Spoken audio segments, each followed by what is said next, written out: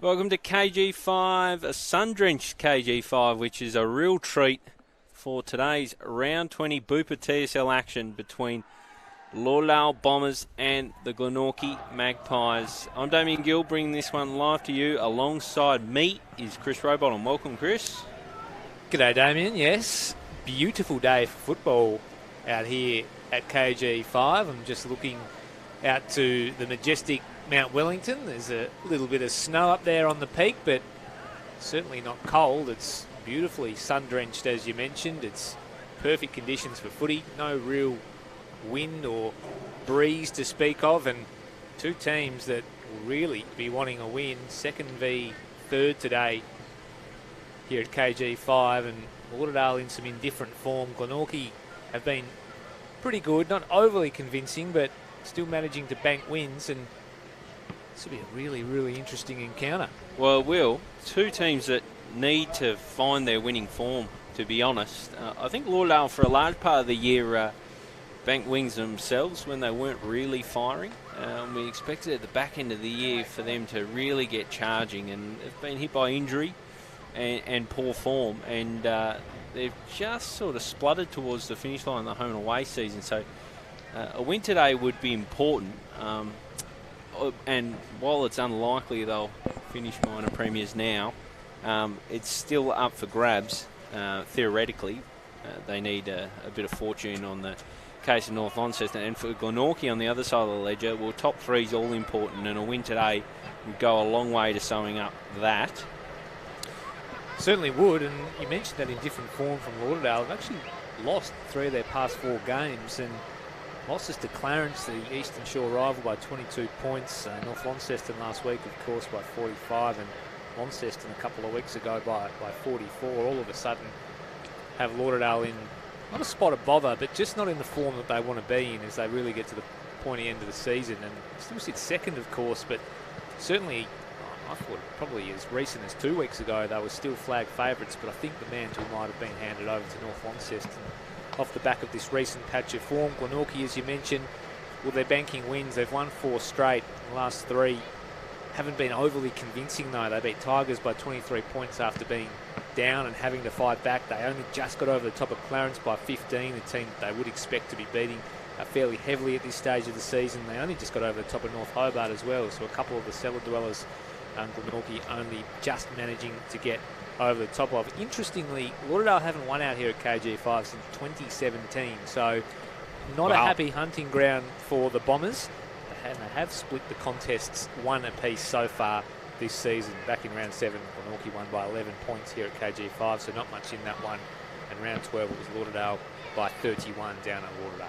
Glenorchy's team, a few different names in the mix, and also, namely, I've just adjusted the team. Camrick out, and in comes Blowfield.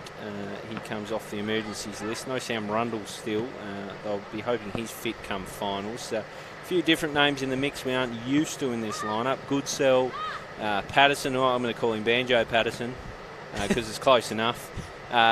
Whitford and Bester we've seen a bit of over the journey, but Blowfield, some different names into the mix. They're really testing their depth this season, Glenorchy. They've had a horrid run with injury, but there's still, I guess, that nucleus of really good talent across the board with Arnold and Webster in the back half. You've got Mott there, solid as a rock. Callan Daly and Bowden inside forward 50, as well as Aiden Grace, who probably, must be said, he's probably due for a big performance, and then Duffy in the ruck. So they've still got some really, top quality players in that lineup, but there are some fresh faces. Tell you what, that midfield group is going to have a big challenge today. Young, Smith, Webb and Geared looking to be starting as the on-ball brigade. They're going to be up against the likes of Bell Chambers and Franklin, real heavy hitters for Lauderdale that are contested ball kings in this league. So getting first use of the footy is going to prove fairly tough for that young group. It is a bit of a next generation look with no Camrick, as you say, running through the midfield there. Braden Webb, of course, out for the season, as we know. So you're right, though. Still some very, very astute names there, especially 4 to 50. Jay Bowden, the champion. Cara Daly's probably the premier small forward in the competition. Aiden Grace has had a fantastic year. And then going down back. Zach Webster, AFL experience. Arnold's a gun. Brendan Goodsill-Patterson, not much experience there, so they'll have a job to do as well. But Coach Paul Kennedy really rates the depth at his footy club, so you feel that he'll be confident enough in those guys to get the job done. Yes, you would indeed. Adam Roberts, 50 games today as well, so congratulations to him. Over the Lauderdale side of the ledger, as we said, they've been in indifferent form. They've also had a late omission with co-captain or captain Bryce Walsh out of the side. He still isn't right, and in comes the youngster Lincoln Arnold. He's only 16 years of age, so straight into the hot cauldron of KG5. As I just spoke about the quality of Glenorchy's lineup, there is a lot of quality in this. We've got injuries and outs at the moment, with Shaw and McGuinness having a spell this week, but there's still across every line stars in this Bombers lineup. Some wonderful ins though coming in. Karen Ewer comes in, Hill comes in, Bell Chambers comes in, Elliott, the goal kicker comes in, and you look at the spine: Trupp, Hill, Heavey, Baker, McGuinness, Bell Chambers, still pretty good. Jacob Gilby, we know what he is capable of. Burge, a luxury to be able to sit him 4 to 50. But Walsh out certainly does make that young Glenorchy midfield group's job a little bit easier, doesn't he? Because he is another one of those real contested ball beasts that teams don't like coming up against. Really like the work of Trupp this season. I think he's been a really good key pillar down back for Lauderdale. And I really like the work of Reece Sutton, who I still think is one of the most underrated players in the competition. Just seems to get it done week in, week out on the wing for the Bombers. Yeah, Trupp, while you've been away, Tubes Taylor came into the commentary box a couple of weeks ago and ran with the nickname of the skeleton with hair for Trupp, and quite a fitting one. And I'm not sure Trupp likes it. Actually, I got feedback that he doesn't, so we're going to run with it. That's the worst thing you can say, isn't it, that you don't like it, because as soon as you do that, it's just you're going to make the situation worse for yourself. You're absolutely stuffed. I am delighted to see big Alex Hill back in the lineup, one of my absolute favourites, apparently running with the nickname at the moment, Symbols. Symbols? Yeah. Where does that sort of layout? Just got some good intel on the way through. Jacob Gilby just letting me know that that's what they're running with at the moment, Symbols. We're talking like Symbols as in I'm guessing using a drum kit? Yeah, maybe he's struggling to market, or I don't know. Hands like Symbols, maybe? Yeah, I don't know. It's a tough one to dissect, but Lauderdale lineup looking very, very good. I'm interested to see how they deploy Sam Siggins today. In recent times, he's played mainly forward, struggled to get into the game last week. I think his probably best use so far this season has been in the midfield, so I'd like to see him there, but we'll see what Darren Winter does in not too long. Well, there's a real chance for Lauderdale to exploit that really young half-back line that Glenorchy have in today by sending Siggins down there, trying to create a bit of a mismatch, which I'm sure he can do. And Siggins, you could put him anywhere, can't you? You can run him through the midfield, where they could also exploit maybe one of these young guys, Smith or a Webb, maybe trying to get a bit of a midfield mismatch there, because Siggins is such a big, athletic, loping type player. He's very, very hard matchup wherever he's playing on the field. But yeah, he certainly looms as one of the keys today. You mentioned Elliott as well. He's spent a little time in the twos in recent times. I like him back in the lineup. Just another avenue to goal. You can throw him in the middle at a little pinch. I like his inclusion in the lineup. They struggled for avenues last week, so I think that really helps. And Karen Yule back in the side ball, talking about avenues to goal, there's not too many better in the competition. He's a ripper, so they'd love to have him back in. I'll tell you what, Chris Rowbottom, it doesn't get too much more of a change for Lauderdale. They played in the absolute slop last week down at Lauderdale Oval, where there was pretty much it was flooded, the car park. it was underwater. You drove around at your own risk, and then you come here today, sun-drenched KG5, absolute corker. So a complete change-up in the space of a week. Yeah, and it's funny, isn't it? Because the Lauderdale brand that we're associated with, or that we associate them with, is a team that actually likes those conditions, those heavy, sloppy conditions, wet and contested. But North Launceston were all over them, 45-point winners last week. They get a dry, flat deck this afternoon, though, against the Pies, the wide-open expanses of KG5. So really interesting to see how they bounce back, Lauderdale, given their season has hit a bit of a speed bump. And that premiership favouritism of maybe a month ago is certainly not looking like it was. No, it isn't at all. As we said, sun-drenched KG5. Two teams in need of a win ahead of finals. Bounce down. We're underway here. Smith gets the ball to Siggins, who started in the middle. It's fed out by a Magpie to Mott. He gets it over the top to Duffy. Duffy gets his kick away, looking in the Reeves direction. Fisted away by Wiggins. Daly onto it in a flash. Loses the footy. Bill Chambers sniffing around. It may have copped him high. Umpire was blinded. Will be a stoppage forward 50. Yeah, Siggins starting in the middle. Like it.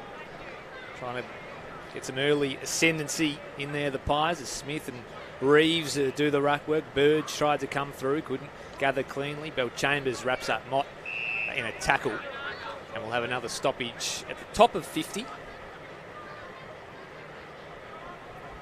might be able to hear the jumping castle in the background. The generator is producing a fair bit of noise. Up it goes. Just looking for this first clearance and first breakaway. Daly gets it off to Geared. High ball inside 50 now. Looking for Bowden. Takes the first mark of the game and he'll shoot for Glenorchy's first. Well, I'm going to write it down, Chris Rowbottom, because Jay Bowden generally puts these ones away, and it'd just be the perfect start for Glenorchy. Good home day here. The nest, as they call it. So Bowden looking to give his side and his afternoon the perfect start. And he comes with that familiar stride. It looked pretty ordinary off the boot, actually, as it slides across the face for a minor score. Glenorchy on the board. Well, one behind. Lauderdale yet to score. We shouldn't be surprised, because I wrote it down. That was always going to happen as ball comes out from full back off Wiggins' boot. And it was like the kick was meant for Daly, straight onto his chest. So Daly now, just a poppy little kick, beautiful for Jay Bowden, streaming out on the lead. He had separation on Wish Wilson. It was just such a smart kick from Callan Daly. Darren Winter will be filthy on that. Jay Bowden having the first kick a goal for the game, misses, and then gets on the end of one. Another, about, 30 seconds later. He will not be happy with that. So Jay Bowden crosses the paint of 50. Kick every bit of. Strikes, it's okay, but again, a minor score. You don't see that often. Jay Bowden lets you off the hook twice in the space of a minute. If he gets it here again, I dare say he won't be making the same mistake. And that's another ordinary kick in. It's immediately chopped off by Grace, who had a flying shot at goal, but he caught the fat side of the footy and it sprays out of bounds on the full. So shaky from Lauderdale in defence early. Well, I think Ryan Wiggins will be sacked from kicking duties. He's had two absolute shockers. Put the first one down Daly's throat, and the second, again, just too much air on it. Invited in Grace, and lucky the follow-up pressure was good enough to put him off his kick. So Trupp right now nestled in that back pocket, kicks to a pack, and Duffy is all on his own, takes an uncontested grab. This is a strange start from Lauderdale, really struggling to get it outside of defence. Mott now with that laser-like left, long and strong. Grace sets himself, gets it at the fall, flying shot is off target. Another minor score. Well, they're peppering here, Glenorchy, and you're right, a loose start from Lauderdale, allowing Duffy to take that mark just beyond 50. Uncontested, as you say. He's got a reprieve. He's having another look here, Wiggins. So Wiggins resumes the kick in duties, a little safer this time, goes out in that direction again. Nobody able to take the mark. Just tries to just get worked forward. Gilby was there. Kick forward, Lauderdale direction. The mark spilt over the line by Hill, unable to be taken. We'll have a boundary throw in on the outer side. So Glenorchy, 4 shots on goal for 3 behinds. Lauderdale yet to foray inside 50.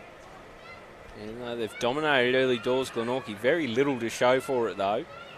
That would be the frustrating part for Paul Kennedy. So much of what they've done has been good so far. Duffy down off hands, straight to Geared. He fires forward, and it's into the arms of Bowden, who is looking ominous. He streams away. That's a low worm burner. Finds his way inside 50. Just bounced over Roberts. Here's Raglione. He's caught in a tackle. Gets to Anderton. Will be helped over. Will be thrown in again deep inside forward 50 for the Magpies. So who's got the matchup on Bowden? Because that's his third disposal. Wish Wilson. So loose checking so far. Jay Bowden looks like he's come to play. So Rucks will go at it here. Reeves won it down, unable to find a Magpies jumper as players converge, and we'll have it all wrapped up 20 metres out from the Glenorchy goals. They lock it in once more. I think you'll find usually Josh McGuinness gets the task on Jay Bowden, and of course out with a hamstring injury. So Reeves down only as far as Perkins, who sends a high ball beyond 50, looking for a teammate. Eventually falls into the hands of Franklin, who kicks towards the wing. The big man will contest. Duffy unable to bring it under his spell, and it's seen over the line on the outer side for a boundary throw-in. Scrappy old start. We're seeing these big packs form on the wings, aren't we? Ball movement not easy for either side. As the ball comes in again, Duffy got rid of Smith, just paddled down. It's gathered by Sutton, but the boundary line beat him to the football. It's going to be a good contest today, Smith and Duffy, two of the premier ruckmen in the competition. Duffy got him by a couple of inches, but Smith's probably got him by a couple of kicks. Yeah, that is the equation indeed. As Smith gets it down to Siggins, he gets his kick away. Smith back in to win the footy, and he does. Finds Franklin, then Anderton. Ball blocked from him. Mott now flying kick inside 50. Jay Bowden, strong hands. Well, that was just a good mark. Wish Wilson right on his hammer, and there's nothing really he could do about that. I mean, pretty good defending that, apart from getting fist on footy. Jay Bowden just protected the zone. Now Joe Bowden reels around, and he hits this one nicely. On the board, Jay Bowden, and so too are the Magpies. They lead this one, 1-3-9. Lauderdale yet to score. Well, he wasn't going to let him off the hook a third time, was he? Jay Bowden, who's now had 4 disposals and 3 shots on goal for 1 goal too. Makes no mistake this time. Class act.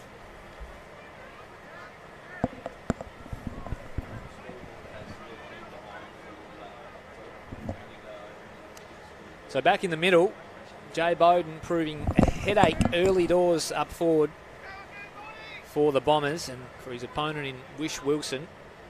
Bowden comes off and has a spell. So up she goes. Rucks go at it. Smith tried to just track his own footy. Handball comes out to Franklin, who passes off to Siggins. He kicks out towards a wing. Getting back was Banks Smith, unable to take the mark. Sutton came away with the footy. High up and under, was shoved off his kick. Franklin couldn't take the mark. Spilling ball now as Lauderdale enter 50 for the first time. Picked up by McGuinness. Franklin on the end of it. That's his third touch in 30 seconds. Kick inside 50.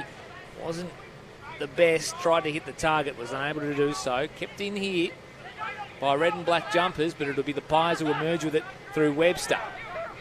He goes back to Hall. Hall driving onto the wing. Seeing himself as the Bullfrog Perkins coming through his trap, as does Grace, and does really well. Off for Mott now. Now with Daly. Only one target ahead of him was Rundle, and he kicked it horribly over his head. Miscommunication in the forward half for the Magpies, and Wiggins capitalises. Kicks long onto the vacant wing. All black and white.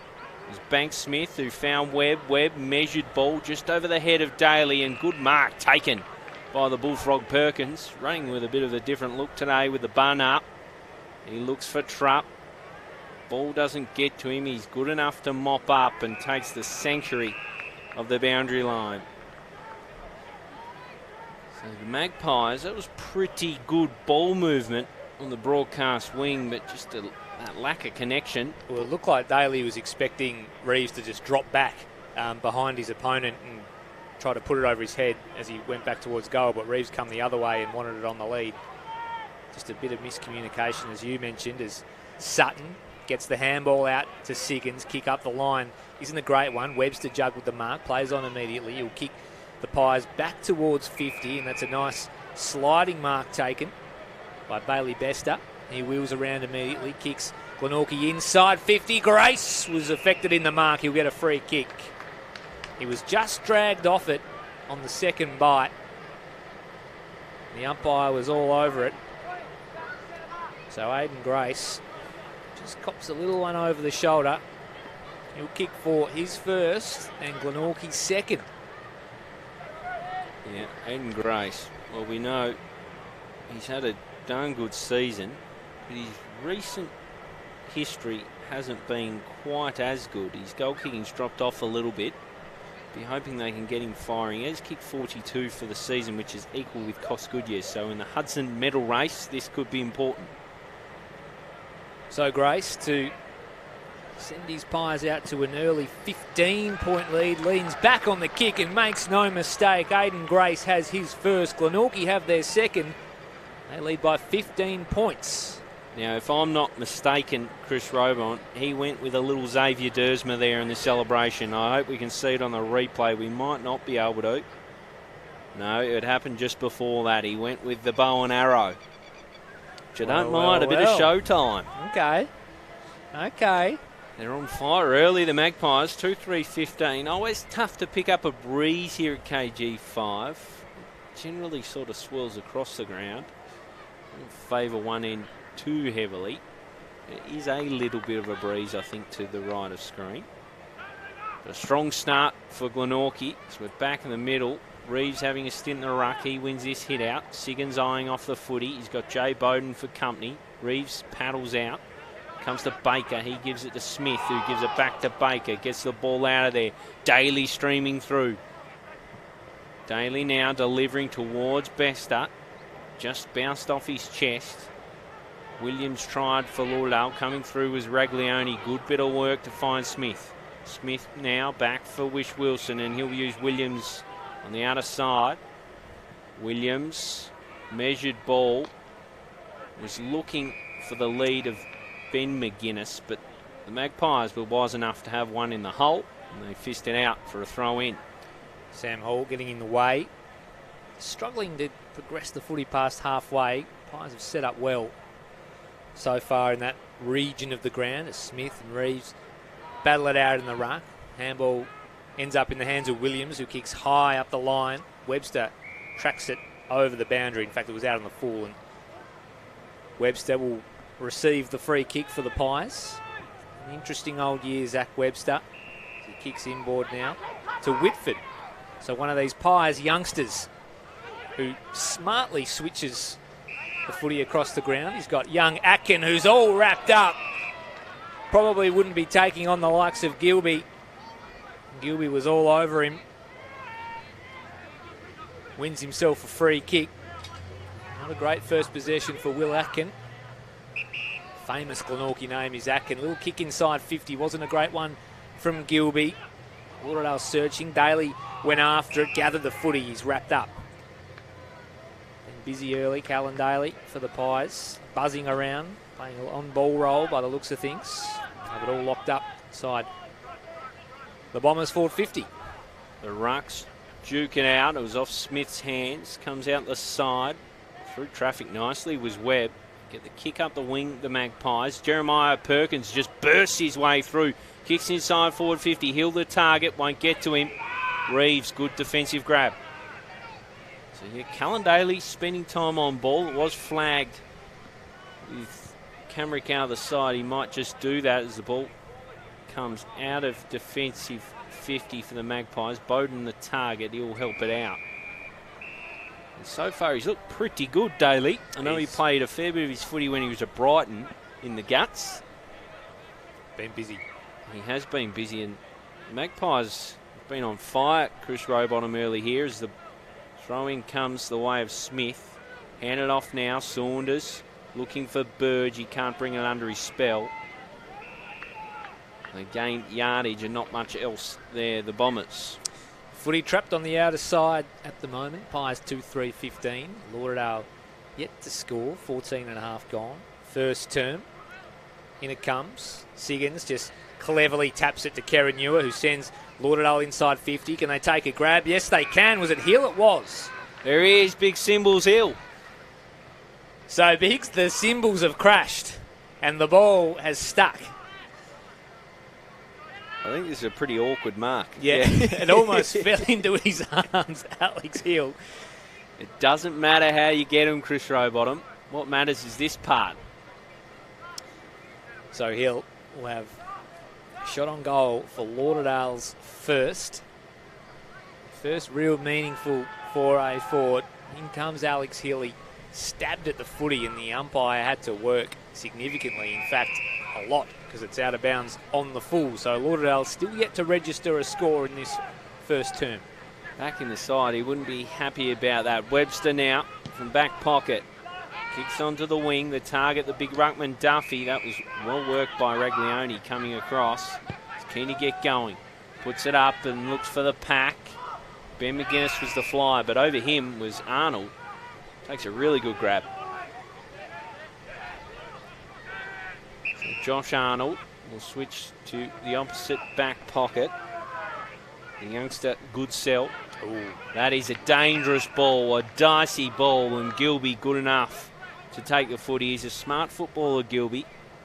Yeah, he tried to bite that off, didn't he? He actually had Webster on the overlap in the back pocket there, which he probably could have used by hand and trust Webster's boot to clear defensive 50. Instead decided to look inside and go the corridor, and Gilby was all over it. So Gilby starts his approach from beyond the arc. Spent a bit of time back and forward so far this season. When he's inside forward 50, he usually does this bit well. No on this occasion.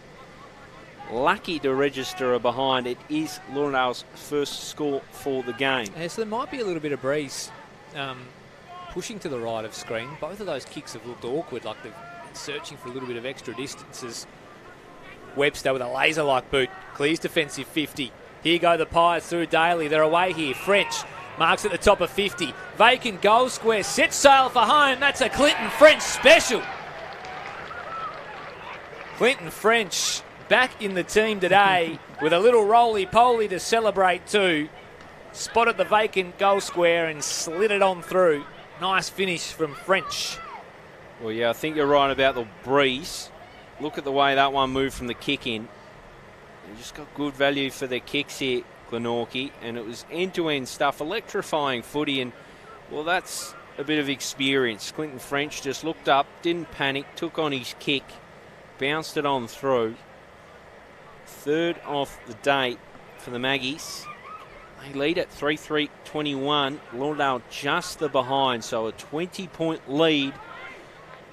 17 and change gone here at KG5. Magpies searching for a win to lock up top 3 position as Smith brings it down. Mock kicked it out of there. It's going to come back for a free kick, though. It's going to go his way. A little one over the shoulder.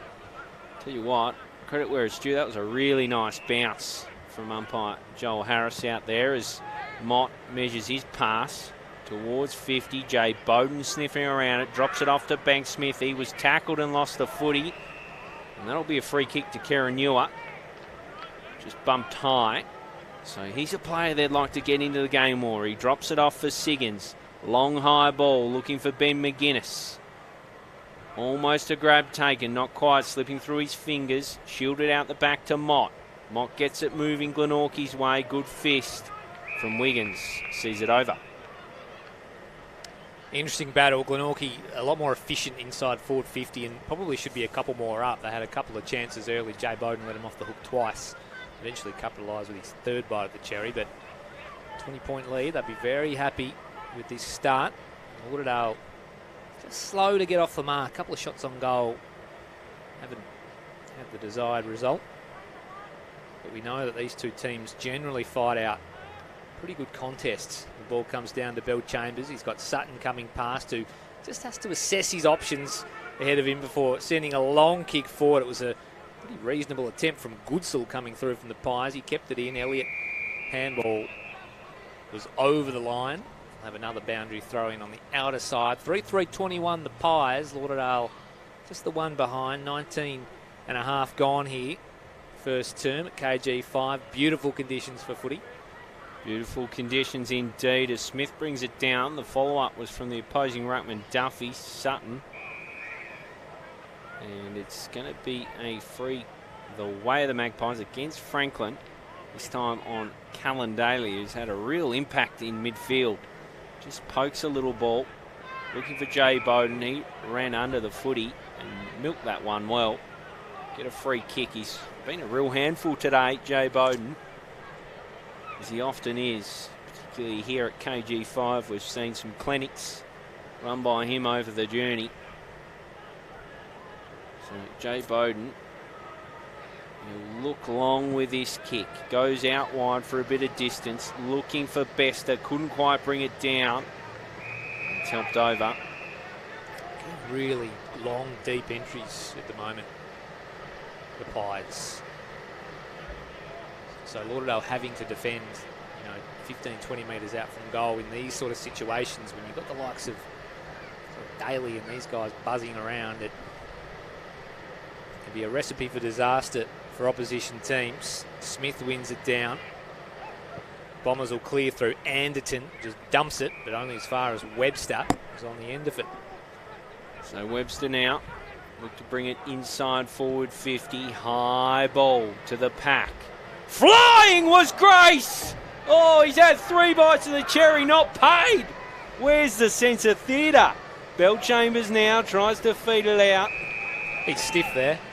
Stiff as a board. So we watch this one again. It was a beauty from Grace. First crack. Second crack. Yeah, well, it's come off Duffy's elbow and then Smith's head. So maybe not as the ball comes in again. Off Smith's hands this time. Anderton does well. Feeds out the handball. Bellchambers can't just burst away as we usually see. Probably a free kick there for Smith. He wasn't happy with the follow-up either. Handed off by Heavey, then to Burge, then brought unstuck through Elliott. Kerenua, good enough to make good on it. Elliott back into traffic and to Magpies. Now with Bank Smith. This way, that away. Off the left, blocked by Kerenua. He's trying to get something started. He was tackled without it. He'll get a free kick.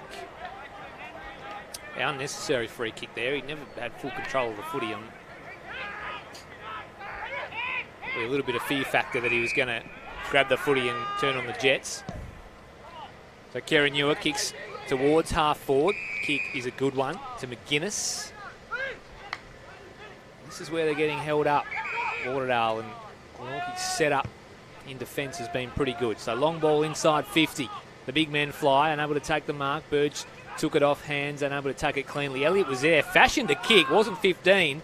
Little kick around the corner was ordinary from young Arnold. He just panicked a little bit there, Arnold, as the opposite Arnold pokes it into the pocket and finds Bank Smith. 20-point lead to Glenorchy. Controlled the game thus far. Back for Arnold. He'll bound beyond 50. He goes long with that kick. He's got good purchase on it. The wind is doing something for sure there, Chris Rowbottom, as Heavey comes through. Mops up with help from Williams. Now with Wiggins in the middle, right in the bullseye. He'll find the youngster Arnold. So a little panicky in front of goal just before. What can he do here? He goes the short option with Williams. He's got Raglione over the top if he wants him. Ignores that. Find Wish Wilson. Say that 100 times and say it fast. Difficult assignment. He goes to Sutton, who's sitting out on a wing. Shock horror. Loves it out there. Good player Sutton, who's had a bit of the footy early. Just pops it up towards half forward. Franklin read it best at the fall of the ball. Has a runner going past. Kick inside 50 now for the Bombers. Can they take a mark? McGuinness unable to drag it down. Smith tried to bustle on through. Pies fighting hard. Good bit of work there from young Goodsall, who just clears defensive 50 now for the Pies in the Bowden direction. Unable to take the mark, and it spills out of bounds at right half forward for the Bombers. Pies 3-3-21. They lead this one by 20 points. Lauderdale one behind. 24 minutes gone first term. So the ball to be thrown in. Lauderdale must be said they've wrestled their way into this game. Not so much on the scoreboard, but definitely in the territory stakes as the ball comes in. It's won by Smith. Coming through was Bowden. He just pops this one up. They still take a good mark. And Franklin does just that. It's been good, Franklin. Courageous stuff. So Nat Franklin now flat-footed options. He just pokes to Raglione, who often likes to get going. He gives it to Williams, who was in strife as soon as he claimed the footy. Pies circle, as does the umpire. He says, I'll have it. So no one inside the Glenorchy forward 50. You've got the likes of Aiden Grace and Jay Bowden pressed high up the ground.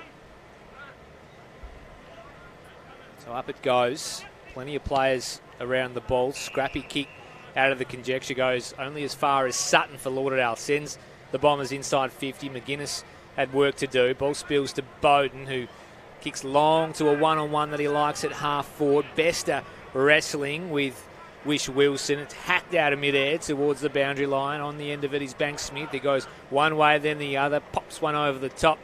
Looking for Bester once more, but it's out of bounds. So, moving the footy forward with purpose, Glenorchy, and you're right, there is a bit of breeze. That's certainly assisting things for the Pies. It'll be interesting to see how things play out in the second term. So in it comes. Duffy crashed the pack. Franklin gathered the loose footy. He was tackled but managed to get his handball away to Heavey. Short ball looking for something, but Webster was magnificent. Came through and swooped on a loose ball, evaded a couple of tacklers and released, I think it was Hall by hand. His kick wasn't a good one though, and Franklin, who's had 1 million disposals in this first term, on the end of it again. And Perkins will clear for the Bombers. He clears in the direction of Hill, who was a bit clumsy, it must be said. Gave away a free kick to Jay Bowden, who's been good so far. Provided a target early inside forward 50. The latter part of this quarter has sat around that half back line. He goes along with his kick. Gets really good journey over the head of Reeves. It'll find its way out, but valuable territory. See, that was probably a kick all of 60 metres. Seeing good value for the Pies' kicks out of defence. So the wind doing just a little bit. Interesting to see how it plays out in the second term.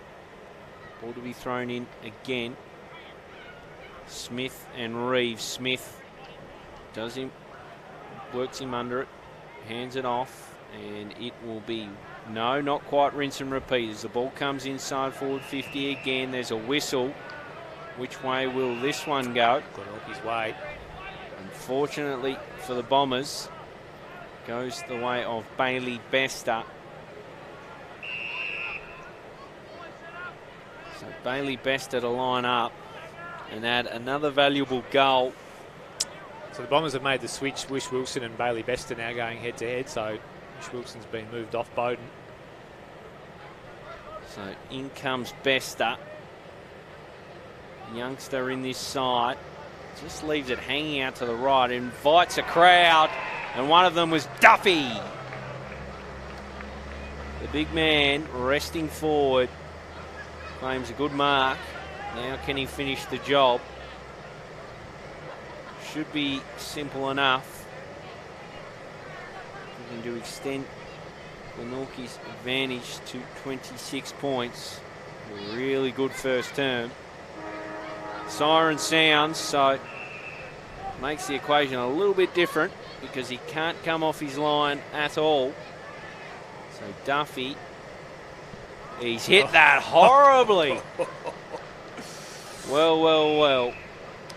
That is final siren on the first term. 3-3-21 plays just the one behind for Lauderdale. What a bizarre finish that was. Would have been a really good full stop on a good term for the host Glenorchy, but not to be. Well, that was a ruckman attempting to just kick the deft little check side and guide it through for a goal. But he managed to hit the belly of the footy and spewed the other way. But you're right, interesting term. Glenorchy take a 20-point lead into the second quarter. I wonder what the message will be from Darren Winter. Well, we're watching him just slowly stroll over right now. He hasn't rushed out there with serious heat. As we see some of the first quarter highlights, Jay Bowden got them going with the first goal. The second came courtesy of an Aiden Grace free kick. He finished off well. The third was the goal of the quarter for mine, couldn't be French. Really nice stuff. Good ball movement end to end from the Magpies, and he finished it off, as we'll see here. Kick out went there. Jay Bowden hands off. Daly sees something he likes, and that's French, and he has a bit of poise just to assess the scene and bounce it through. End to end, fantastic coast to coast goal. Yeah, and I think Paul Kennedy is employing this big press. So all the Glenorchy, it seems to me that every member of the Glenorchy team that's on the ground is pushing up towards the middle of the ground. And with that wind, and we saw it earlier where I think it was Daly who wanted Reeves. He wanted him to go back towards goal, so he put it up over his head. Reeves came the other way, so it didn't quite work out. But with that breeze, if there is a turnover or Glenorchy do win the footy at half back, then Pies are just going to run forward, kick the ball long, kick it over the top and have players running onto it. On that occasion, it was French who was all alone at the top of the 50 and was managed to just bounce it through. So taken full advantage of that breeze blowing towards the right-hand side of your screen. It's not a strong breeze. It's only slight, probably worth a couple of goals, but that's why it'll be really interesting to see if Lauderdale adopt a similar tactic in the second term to see if they can maybe do or emulate what the Pies did in the first term. I think, yeah, part was breeze and part was game plan, I think, from Glenorchy. They got it really right, the way they set up, and they moved the ball swiftly and caught Lauderdale napping a few times. So I think Paul Kennedy has done well to quarter time, especially down a few charges. Lauderdale, it must be said, down a few themselves, but they've looked a little disjointed. Their ball movement not free-flowing. Just struggled to connect between midfield and forward.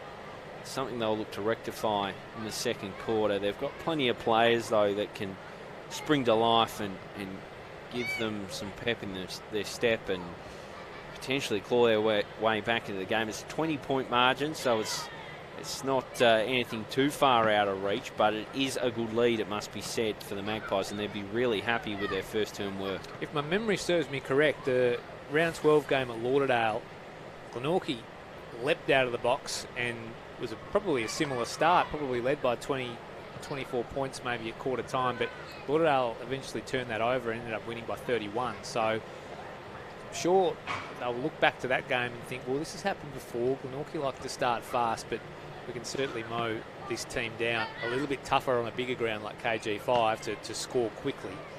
But not panic stations yet for Lauderdale. Really like the quarter from Nat Franklin. He's taking full advantage of not having that direct sort of big-bodied match-up in the middle of the ground. Someone like a Camrick that would normally do that, or a Braden Webb. He's just gathering disposals of wheel and winning the contested footy. He's going to be a big factor. Be interesting to see if they maybe employ a bit of a stopping role or a tagger on Nat Franklin in the second term. The Pies, I think he's been really good and he's holding them up. But I've also liked the work of the young Glenorchy defence. They kept Lauderdale goalless in that term. And bar a couple of rookie mistakes, I suppose. One from Will Atkin that saw him wrapped up by Gilby, and which resulted in a set shot and a sloppy kick, sort of looking for the corridor that Gilby also chopped off. Then Lauderdale haven't had many chances. There was the Alex Hill miss as well. That was probably their only genuine chance with a mark inside forward 50. So Glenorchy, young defence, holding up pretty well at this stage of the game. Yeah, no, they've done a good job. It did look like goal kicking was tricky, though, down left of screen. So interesting to see how it plays this time. They had their two set shots on goal. One was out the full. One just snuck through for a behind. They need more from their forward targets, Lauderdale. Alex Hill, Jacob Gilby. We talked about Elliott coming to the side, as well as McGuinness. None of them have really had an impact. Yeah, McGuinness has been really well held, and I cast my mind back even further, I think, to the round 7 game out here at KG5, if my memory serves me correct, which I think it does. One of the McGuinnesses at least was really good. Yeah, it was Ben in front of goal and caused headaches. So clearly, some time and work has been put into Ben McGuinness in the lead up to this match by Glenorchy, as the Magpies break and begin to make their way to their starting positions. As Paul Kennedy has a bit of a chat out there, Sam Hall just running him through what he needs to do in this second term. The shame for Glenorchy is when their huddle sort of disperses, you see some players not in Guernseys that you'd love to have out there if you're a Magpies fan. There's Camrick and Rowbottom and sort of Rundle before. Rundle's out there, yes. As well as Braden Webb and Gunther, another one we haven't spoken about. Well, he's a big one, isn't he? Because we talk about this young Magpies defence and they've been able to hold Lauderdale to just one behind, and Gunther isn't even there. No, and he's probably for a large part been their premier defender. So, no, they're holding up really well, and you got to give a bit of credit to the structure that's in place. I tell you what, this is a long huddle for Lauderdale. Very long. I tell you what, umpire Joe Harris might just ball it up in a minute. So Lauderdale finally make their way out of the huddle. So Darren Winter must have had quite a bit to share there. Interesting how they approach it. Got a lot of players just down on form at the moment, Lauderdale. Someone like a Sam Burge, they're not getting enough from. Saunders, some really good types. A big surprise at Sam Burge. I know they've got a really strong stacked midfield. Lack of midfield minutes for Burge. Played a lot forward this year, trying to create another avenue to goal, I suppose. Yeah. Probably hasn't run on ball as much as I would have thought he might coming in to this side. No, early in the season he did, but yeah, you're right. They've tried to sort of sell him as that forward. Sometimes he has a really big impact. They'd like more from him though.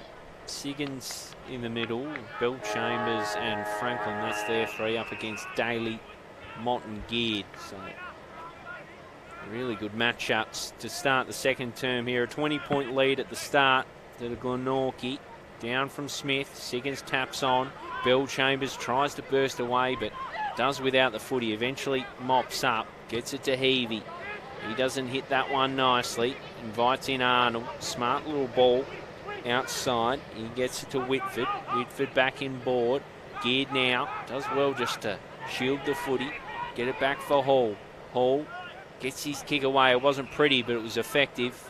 Into the arms of Bowden. Yeah, Perkins now with the matchup on Bowden. He's led him up to the middle of the ground. He'll kick Glenorchy inside 50 in the Grace direction, who worked his man Trapp underneath it. Couldn't complete the mark. Ball spills out towards the boundary. Eventually gathered by Sutton, who has some work to do. Gets it back via hand. Anderton ends up with it. And they just throw it on the boot in the end via Wish Wilson. Only as far as Bowden, who has another disposal. Kicks Glenorchy inside 50. Roberts was there. Grace couldn't gather the footy cleanly. Bill Chambers lays a big tackle and we'll have it all wrapped up. 40 metres out, 35 metres out from the Glenorchy goal. Up it goes again. Smith decisively wins it down to Anderton, to Bell Chambers, now to Franklin. Flares it wide to Heavey. So chance now to create something here. The Bombers off half back. Kick was a shocker. Over the head of Gilby. It's got Hall, who leads him to the footy. He couldn't gather cleanly. Good clean contest. Ball spills out in the Mott direction. He couldn't pick it up either. Gilby goes after it. In fact, there's a free kick. It's been plucked out by Joel Harris. It'll go the way of Lauderdale. Looks like Saunders will take it. It is Saunders. So Alex Saunders has been a find for Lauderdale this year. He kicks the Bombers inside 50, looking for something. It was a 2-on-1. Banks Smith came over the top and just killed the footy over the line. Boundary throw in, 5 metres around from the left behind post for the Bombers as they search for their first goal in this game, early doors second term. So the ball to be thrown in.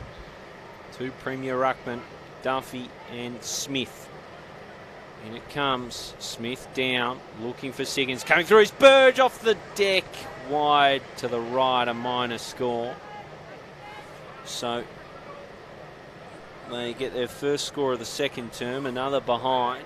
They cut the margin below 20 points as Webster steers it into the arms of Gear. Avenues out, might be tough to find. He just pokes for Brennan. Grace streaming towards him, ignores that, looks towards the corridor. Daly does well. He was undersized, but he gave away a free kick. It's Bellchambers now, usually a driving user. He looks as Hill coming at him. Sutton inboard, Nor's both. Not sure exactly what to do in the end, Bellchambers. Kieran Ewan now does well. Takes it on the second grab. Ooh. Umpire hasn't paid it. Not paid, all wrapped up. Chambers let the locks grow out a little bit. He's got a fair old mop going. He certainly has. He usually keeps it pretty trim, pretty neat and tidy, but let the locks grow. Don't mind it. Siggins tries to track it. He's doing battle. It'll spill out of bounds just in front of the Lauderdale benches, in front of the old wet area here at KG5. Darren Winter would have been on the end of a few sprays in that wet area back in his Clarence days. Glenorchy faithful. Savages, as they call them, out here in the northern suburbs. Daly does some really fine work, but he's all wrapped up. In fact, he's been pinged holding the ball. His issue there was he took on the tackle, he broke the first one, and then he had to just get it out. And when he didn't, he was always in strife. I like Gilby's pressure so far. In fact, he's going to spot up something short. Gee, I'm not sure about that, Jacob Gilby. Probably should have gone back and had a ping, because Grace has picked it off and launched the Magpies off half back. He had Reeves, who couldn't take the mark, but managed to find Bowden via hand, who comes inboard now to Mott. He's going to just settle things. Since this is a bit of a free hit now for the Magpies, sits for Arnold. He just works his way around Hill, sends Glenorchy inside 50. It's a shallow entry, and getting back was Gilby, and just appeasing some of his earlier work. He finds Heavey. He had to mop up the mess, Gilby. He did. Into Heavey. They go straight through the corridor. I like this from Lauderdale. Ends with Franklin. Inside forward 50. McGuinness the target. Chopping out nicely was Goodsell. Dives in on the footy. Burge wins it. Ball blocked from Ben McGuinness. Out the back. Here's Franklin. Couldn't gather on the first bite. Coming through is Kerenua. There's a whistle. It's going the way of Glenorchy. So a little over-exuberant was Kerenua. Magpies ball, and they'll use Bowden off half back. So Bowden kicks up beyond a wing. Bit of an in-between kick. Wiggins doing battle with Atkin. Atkin just trying to... In fact, he was held. Play on the call from the umpire. Chance now for the Pies inside 50. There's runners going back towards goal. Raglione had to be good. He was. Chance now for the Bombers through Anderton. If he can gather cleanly, he did. Gave it off to Raglione, who hits Heavey, who's been the outlet kick so far this afternoon, and he's doing a pretty good job of it. Wanted Franklin, who's been prolific so far. Gathers the loose footy. Got a couple of Pies to contend with. They force him over the line. We'll have a boundary throw in between wing and half forward for the Magpies. They still hold a 19-point advantage here at KG5. They're 3-3-21. The Bombers 2 behind. 6.5 gone, second turn. A real scrap on our hands as Smith paddles towards the boundary line. Baker, we haven't called his name too often. Couldn't gather the footy, out it goes. Lovely day here at KG5. Spent some very cold afternoons up in this box, but not so today, or not yet at least. Usually the wind howling through as well as Geared gathers the footy. Drops it off to Webb. He somehow got it back to him. He spills out. Here's Baker now off to Siggins. Just takes it in the one juke and takes on a couple. He was dumped afterwards. Probably a free kick in that, Chris Rowbottom. Yeah, they were into him. Probably was a bit of afters there. And carry on. So does the boundary umpire as he brings it in. Smith takes it out of the ruck. Gets his handball away. Slick from Siggins off to Franklin. Just in the path of Saunders. He was pushed off it. Ball comes away off a Magpie boot. Just bounces the wrong way for French, but now it's in the hand of the Wizard. Little pokey ball from Bowden is good. Invites in Bester. Bester now. Inside forward 50. Not sure that's what he meant with the kick, but it's exquisite anyway. Into the arms of Reeves. Well, if he meant that, that is one of the finer pieces of delivery you'll see. There's no way he meant that. Watch the way it came off the boot. No, I don't think so. But you claim it till the cows come home. And Reeves Well, he read that pretty well. Yeah, he did. He saw that the ball was not coming as planned. He got low. Got in good position and took the grab, and now can really make Lauderdale hurt. In comes Sam Reeves. Nicely struck. He absolutely loves it. The first goal of the second quarter goes the way of the black and white, and they extend their advantage. Yeah, he probably didn't mean to hit Reeves in the manner that he did, but Reeves got himself in good position, and as you say, he just read it off the boot. He realised it was a slight miss kick. It was going to dip in front of where he wanted it to be, but Reeves, for a big man, did really well to get low and take the mark. So, yeah, nice work from Glenorchy. That's just a chance capitalised on for the Pies. And they're those half ones that you need to convert, and they've done so here, and they skip out to a 25-point lead. Very handy lead. So back in the middle now, all of a sudden, the Bombers now start to have a little bit of work to do. The tap was magnificent from Duffy, straight down to Mott, who sends a high ball towards 50 for Glenorchy. Grace couldn't get underneath it. Coming through was Bailey Best, to a flying shot on goal. Distance, no trouble, but it was out of bounds on the full. Geez, that was a nice crumb from Bester. The kick left a little bit to be desired, but the crumb was exquisite. Now with Wiggins on the last line for Lauderdale. He drives beyond the arc, looking for Smith. Brings it down.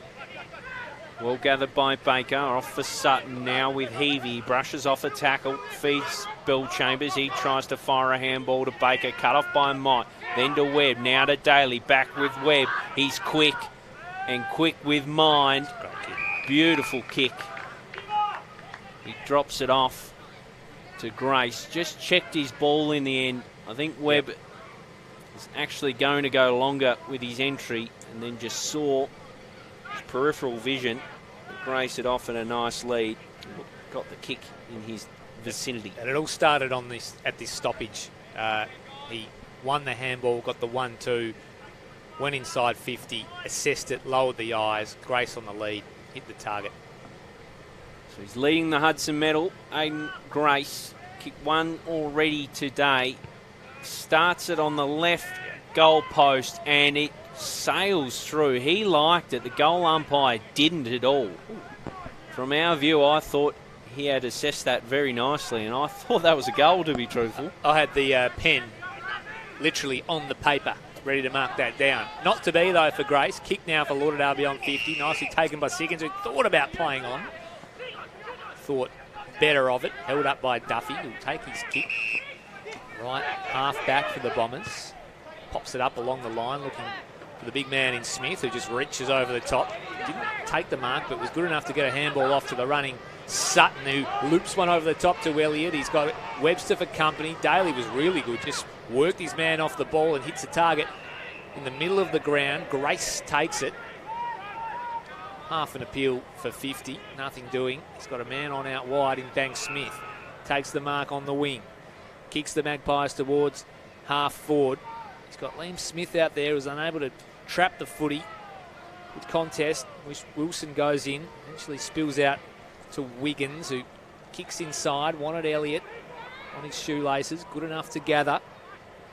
And a man going past in Baker, who looked to go inside and then decided on going outside. Kick now to half forward, ends up in the hands of Hill. So Hill has it. 55 metres out from goal. Probably too far out to score, you'd think, despite that breeze. The fact that is, he'll pop it up into a dangerous spot. Kieran Euro at the fall, but that's a wonderful mark over the top by none other than Jay Bowden, getting back in defence. Very good defensive grab from Bowden. Thwarts a Lauderdale attack as he goes long onto the outer wing, cut off by Heavey. He feeds it at the back of the pack, and there was no one in red and black. Coming through nicely was Bank Smith, just keeps it moving Glenorchy's way. Duffy reaches down and gathers the footy and gets it to Clinton French. French wastes no time. Over the top to Bank Smith. Inside 50 now, steers it towards Daly, just not quite in his grasp. Gilby now from half back to Williams. To Arnold, sells some candy, the youngster. Drives the ball towards Ben McGuinness. Good use by foot. Good mark. Wheels around. Eager to get going. Karanua the target. Does well. Didn't quite bring it down. Karanua at the fall of the ball. He's wrestling for the footy though. Coming through was Elliott. Guys at a Baker with a shimmy and a shake. He got the ball away, but illegally, said the umpire. Good defensive work again from this young Glenorchy defence. Yeah, magnificent. Baker tried to take him on and was ripped off the footy. Good fierce tackle. And a good kick too to find Mott. This is a man that you want the footy in the hands of. One of the best kicks in the state. It's probably not his finest as he tries to pick out Daly. He'll spill out of bounds just to the left of the Lauderdale bench. Boundary throw in. So 4-4-28 the Pies. Lauderdale 2 behind. They hold a 26-point advantage here at KG 5-14 minutes gone. Second term. Beautiful day for football. It's all wrapped up once again via the James Webb tackle. Done some good things this term, James Webb. So up it goes, McGuinness and Reeves in the ruck work. It's taken down by Bill Chambers. He's taken down by a pair of Pies. We'll have another ball up. So the weight of scoring, not like we saw in the first term at this stage, as Lauderdale still searching for their first major. Kick to half forward's a good one. Franklin read it best over the top. Tried to keep it in, did so. Centering ball. Couldn't quite hit the target. It comes off hands to Bell Chambers, off hands again to McGuinness. Eventually falls for Saunders, who kicks around the corner and just misses. They just cannot thread the needle, Lauderdale. Tell you what, Franklin was exquisite in that play as Webster bounds away from full back. Usually good by foot. Gilby stands in the way of Atkin on this occasion. Gets the footy to Burge. Inboard for Gilby. Asks a little too much with his handball. Gilby was a bit helpless there. Gave away the free on Jay Bowden, who has racked up the footy. Inside 50 and across half back. He looks in the Webb direction. Just out in front of him. Usually not bad when it's Webb because he's quick, but the boundary line beats all. So what are we, Chris Rowan? 25-point leaders, the Magpies. Low-scoring affair.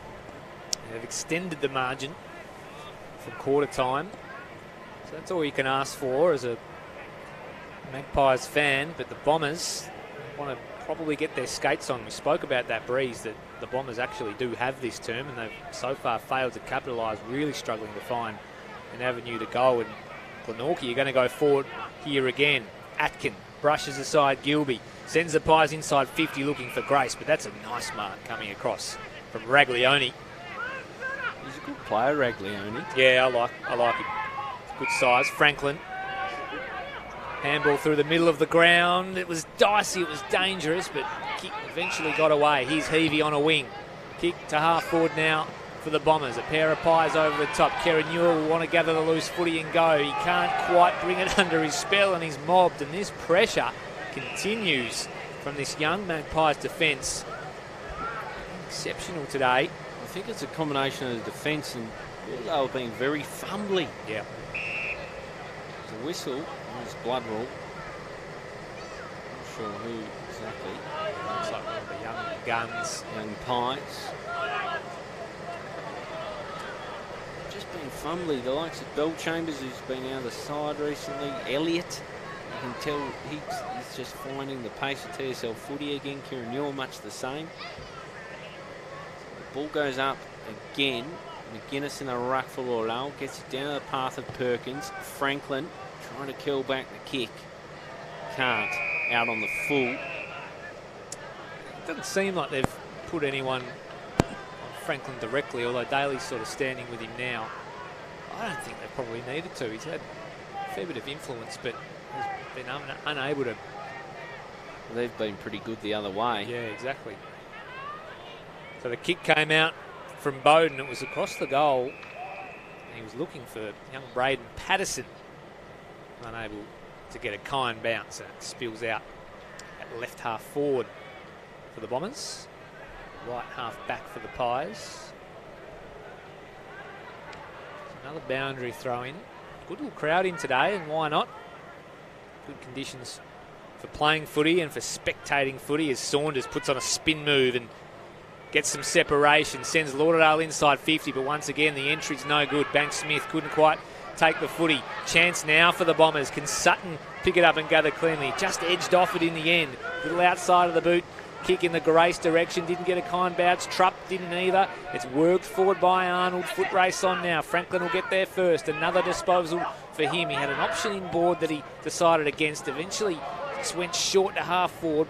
Spoil was affected. Here comes Elliott coming through. Clean that time, Damian Gill. Bell Chambers with a short one to the top of the 50. Little kick from Gilby looking for McGuinness. He's going to have to do some work here. Good battle out there between two champs. Bowden eventually won out. Perkins for company. Handball over the top was a ripper. Now it's Atkin and Burge. Atkin wins the footy. Up to Geared. He is taken by Burge. Back to Atkin. Good passage of footy here. Scrambly little ball up towards the wing. Anderton on it for the Bombers. Kick to half forward is a good one. And he finds Perkins. Got to catch my breath. Yes, it was an action-packed couple of passages there as Perkins. Strange old kick, but it's into the pack, and Ben McGuinness takes an all-too-rare contested grab for the Lauderdale Bombers, and he'll line up inside 50 and look to register Lauderdale's first goal of the game, and he will, thanks to a 50. Not sure exactly the origins of that one, but it'll march Ben McGuinness to the goal line and ensure their first goal of the game. Chris Rowbottom. Well, it's about time, isn't it? And here he comes. Drives it well over the Cresswell-Beakley stand. Someone fetch that. It's in Northgate. And Lauderdale have their first goal of the game. And to say it's a much-needed one is a gross understatement. Well, it was a mark inside 50. I know the goal eventually came via the 50-metre penalty to make it a certainty, but they finally took a mark inside 50. I think we've only seen one before that. It was via Alex Hill. And McGuinness is the man that they need to really light a fire under. He's been very, very well held so far. He's tried to work his way into it. The delivery inside hasn't been fantastic. But on this occasion, he probably took a mark in a contest which he probably shouldn't have taken a mark, but it should have been probably killed off. He held on and kicked Lauderdale's first. So Duffy down off hands. Bowden in the middle now. He couldn't quite gather. Youngster Arnold with the job up against Daly for the moment. The ball streams out to Siggins. Franklin just brushes off the tackle and bounds away. Gets his kick towards Ben McGuinness. Has separation on Webster. Gets his kick. But I think it might be out on the full. It is. So good pressure, Zach Webster. Forcing an error there as Lauderdale looked energised off the back of that goal. Webster with a gutsy kick towards Mott. Couldn't bring it down. Had Burge for company. Nicely done by Brennan. He gets it to Arnold. He pops this one up. Fights the pressure of Sutton. Coming through was Atkin. He just goes along the ground. The ground grubber. Looking towards Grace. Grace fires out a handball. In comes Gilby for Lauderdale, as does Whitford for Glenorchy. The latter won the ball and steered it towards Daly. Now for Mott. Off his left. Quickly gets the kick away. Really nice ball into the arms of French. Who streamed out from the square and will line up for his second. Clinton French out of the goal square leading. It's winding back the clock a little bit, but it was a nice little ball. What's this? Looks like a report, potentially. Possibly a report and a 50. So we kick this from the goal square. He'll make a certainty of... Looks like it's Wiggins going in the book. So that won't plead for all their hard work, Lauderdale, to get that goal on the board. It evaporates in an instant at the other end. Darryl Winter in the coaching box would be livid. Let's just watch this when he puts it through, because French and Wiggins have been sort of just exchanging pleasantries throughout the afternoon. French is one of the cheekier types So if he puts this through, let's have a look at the celebration. No, he doesn't pull the trigger on going up to his old adversary. He celebrates reasonably humbly by Clinton French standards. But Glenorchy, well, they just return themselves to that really handy buffer, as we see on the replay. Mott, it was a nice kick-off, no steps. Got it into the path of French. It wasn't Wiggins, it was... Got an ear massage on the way through. Raglioni. And French popped it through. He's a smart footballer, Clinton French. Makes you pay inside 50, and now he's going to have a run on a wing. 5-4-34, the Pies. Lauderdale 1-3-9, and as Damian Gill mentioned, their first and only goal of this game, the Bombers immediately cancelled out. Back to a 25-point margin. Everything for Lauderdale at the moment just harder than it should be, I reckon. Yep. Smith wins it out of the middle. He fires off the handball. Nice shimmy and shake there by Saunders. Inside 50 now. This is better. Pack forms. Flying was Ben McGuinness. He brought it to the path of Elliott. Couldn't gather. Heavey gets a kick away. Bounces. Or it didn't even. It's been out in the full. High and shallow entries, hasn't it? Like they haven't put anything in deep and low, and it's just really gives the... I know we've talked up the Magpies' defence, but they've had every chance to kill the footy. Let's see what they can produce here, the Bombers. It's another entry that's just high, hard to mark. McGuinness tried his best to get underneath it. Evie tried to get after it too. Eventually gathered by Baker. He's taken over. He'll be thrown in the forward pocket for the Bombers. They're doing Ben McGuinness no favours, just shipping them in high as a kite every time, and they're just getting the outnumber, the extra Glenorchy coming across and sitting in the gap and cutting it off. It's been pretty easy for them as the ball comes in again.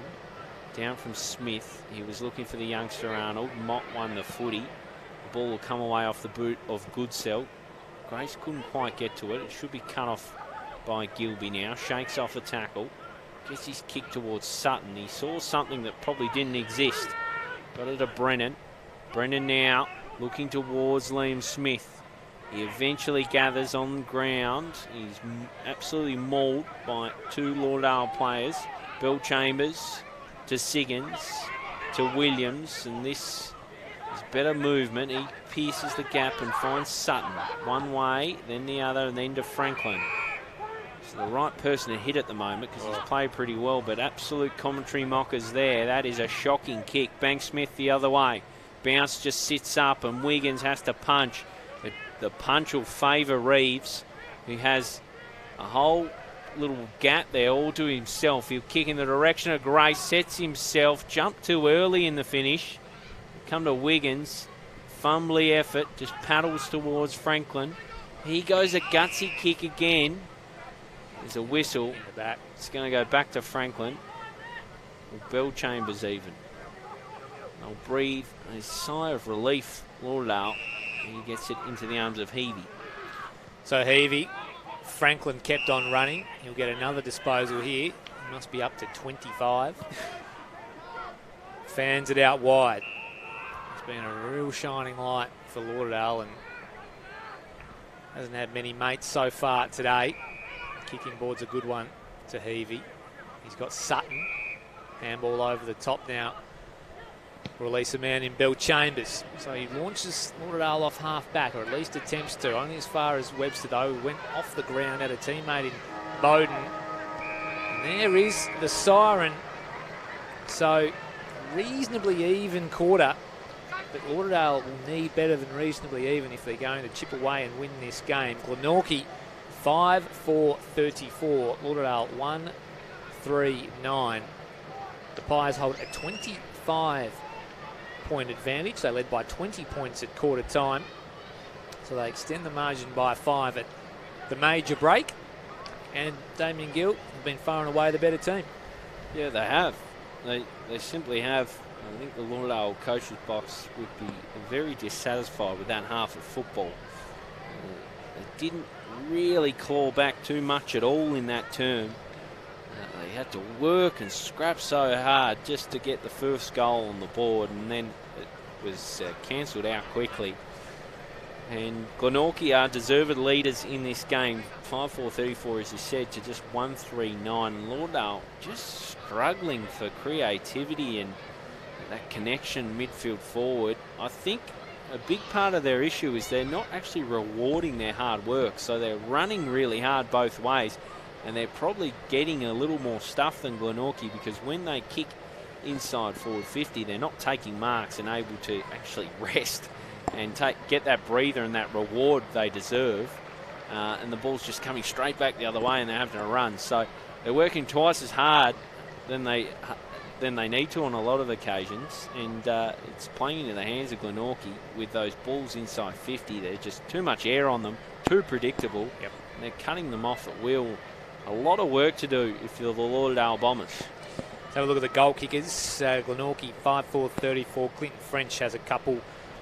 One, a real trademark, Clinton French skidder from the top of 50 to an unmanned goal square. The second was a mark on the lead in which he got a bit of treatment afterwards and popped it through from the goal square. Aidan Grace has one, Jay Bowden has one, and Sam Reeves has one. And as you mentioned, Ben McGuinness forced to do a lot of the grunt work up forward for Lauderdale so far this game. He just has the one major, Lauderdale's only goal for the game. We don't have the detailed champion data stats on hand, Gilly, but I think the inside 50 numbers relatively even, at least that quarter.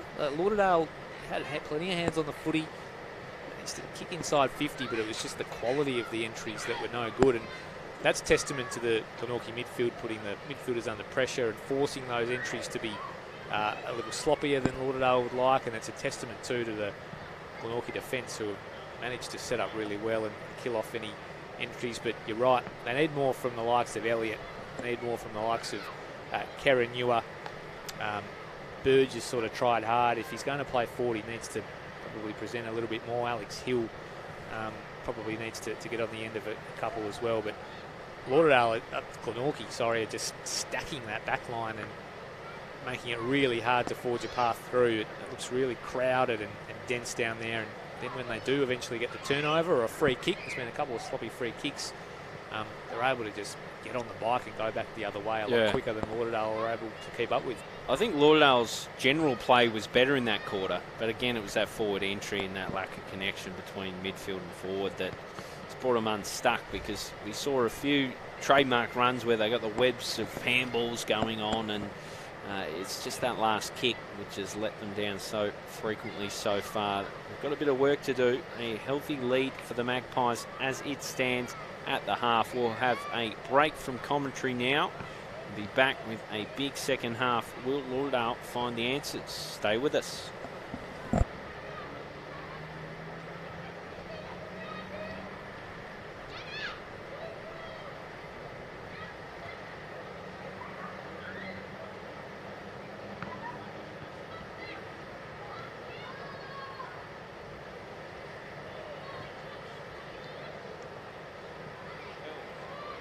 It on the second grab. Umpire hasn't paid it. In fact, he's going to spot up something short. Gee, I'm not sure about that, Jacob Gilby. Probably should have gone back and had a ping, because Grace has picked it off and launched the Magpies off half back. He somehow got it back to him. He spills out. Here's Baker now off to Siggins. Just takes it in the one juke and takes on a couple. He was dumped afterwards. Probably a free kick. Invites in Bester. Bester now inside forward 50. Not sure that's what he meant with the kick, but it's exquisite anyway. Into the arms of Reeves. Grab, and now can really make Lauderdale hurt. In comes Sam Reeves. Nicely struck. He absolutely loves it. The first goal of the second quarter goes the way of the black and white. Off a tackle, feeds Bill Chambers. He tries to fire a handball to Baker, cut off by Mott. Then to Webb, now to Daly, back with Webb. He's quick, and quick with mind. Beautiful kick. He drops ready today. Starts it on the left goal post, and it sails through. He liked it. The goal umpire didn't at all. From our view, I thought he had assessed that very nicely, and I thought that was a goal. The fact that he's pop it up into a dangerous spot. Kieran, you're at the fall, but that's a wonderful mark over the top by none other than Jay. French wastes no time. Over the top to Bank Smith. Inside 50 now. Steers it towards Daly. Just not quite in his grasp, though. Coming through was Elliott. Guys at a Baker with a shimmy and a shake. He got the ball away, but illegally, said the umpire. Good defensive. Glenorchy, you're going to go forward here again. Atkin brushes aside Gilby. Sends the Pies inside 50 looking for Grace, but that's a nice mark coming across from Ripper. Now it's Atkin and Burge. Atkin wins the footy. Up to Geared. He is taken by Burge. Back to Atkin. Good passage of footy here. Scrambly little ball up towards the wing. Anderton on it for the Bombers. Kick to half forward is a good one. And he finds Perkins. Passages there as Perkins. Strange old kick, but it's into the pack, and Ben McGuinness takes an all too rare contest. Here he comes. Drives it. Well over the Cresswell-Beakley stand. Someone fetch that. It's in Northgate. And Lauderdale had the ladder, won the ball and steered it towards Daly. Now for Mott. Off his left. Quickly gets the kick away. Really nice ball into the arms of... Frenchie's one of the cheekier types. So if he puts this through, let's have a look at the celebration. No, he doesn't pull the trigger on going up to his old adversary. He celebrates reasonably humble. Inside 50 now. This is better. Pack forms. Flying was Ben McGuinness. He brought it to the path of Elliott. Couldn't gather.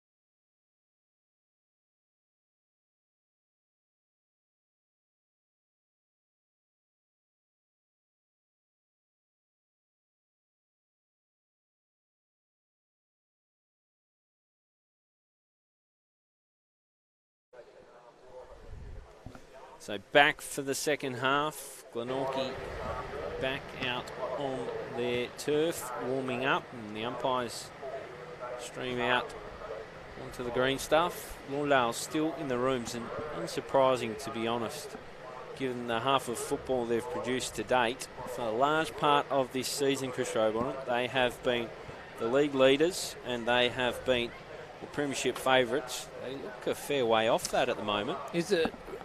Does it replicate Geelong in the AFL a little bit, Gilly, where they've sort of banked wins early, looked $1 million for the sort of first half of the season, and then sort of since the bye, the Cats, I mean, they've fallen away clearly, but there's some talk about training blocks and the sort of second third of the season, doing some different things, and then a couple of weeks out from finals going bang and exploding back into form. Is there a sense of that maybe with Lauderdale? Because probably clutching at straws, but struggling to find some real genuine excuses. I know they're missing a couple, Walsh and McGuinness, of course. A few, but they've been poor.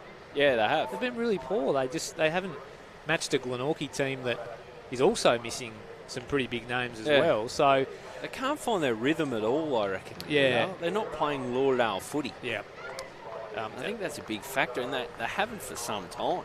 And we do keep mentioning this midfield forward disconnect that they have seemed to have had this afternoon. That seems like a new problem as well, not being able to get crafty inside forward 50.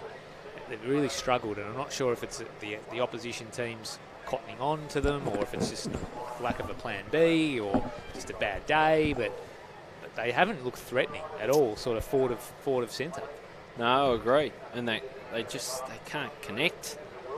Yeah, they've got some headaches ahead of the final series, and we know they're going to be a big player in the final series, but they'd want to get a move on, wouldn't they?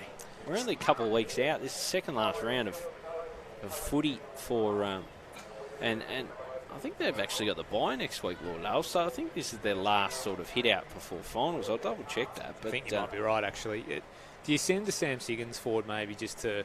Well, they've tried that in recent weeks, and it didn't really work. And if nothing else, though, it would draw a good defender away. Like, I don't know, like, do you need to try and sort out a decoy situation where because they're just... Pies defenders are just getting to the ball. Like, maybe to draw Sam Siggins down there just to draw a defender away and maybe free up some space for McGuinness, or maybe vice versa. I'm not too sure, to be honest, but I think they need to figure out something to unlock the forward line and start taking marks inside forward 50 and getting meaningful shots on goal. Glenorchy have managed to do so. In fact, they had sort of 3 in the first minute. Yeah, so just confirming this, Lauderdale's last hit out before finals is. So yeah.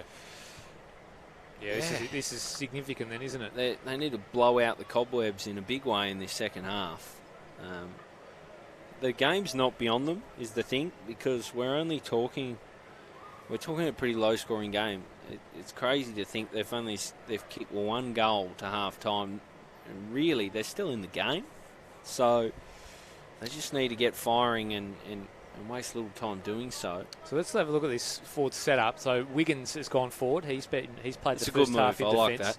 That's probably the one, isn't it? We've got Burge down there. Heavey was playing off a wing. He's now gone forward.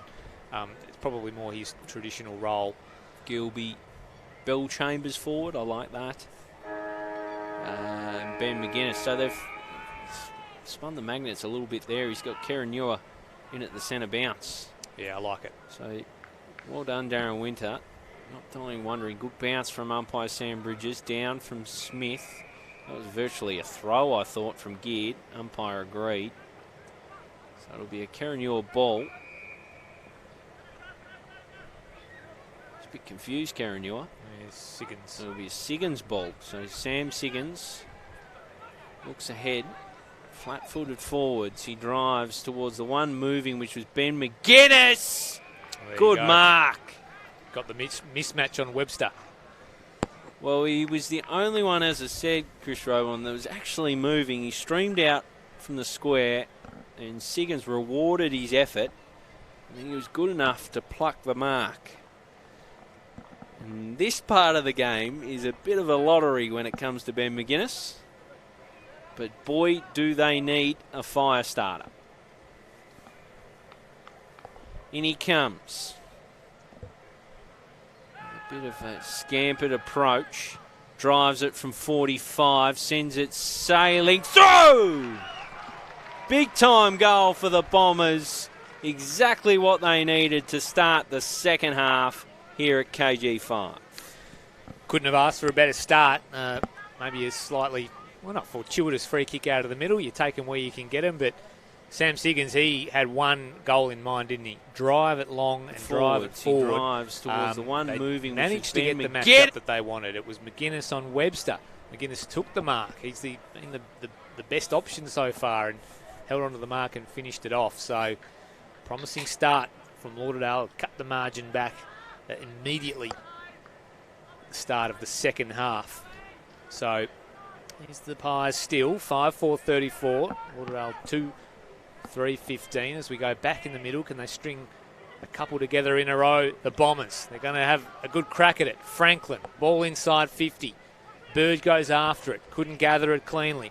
Ball spilling towards the Lauderdale goal. Franklin gets on the other end and unable to finish. So 2 shots in 2 minutes.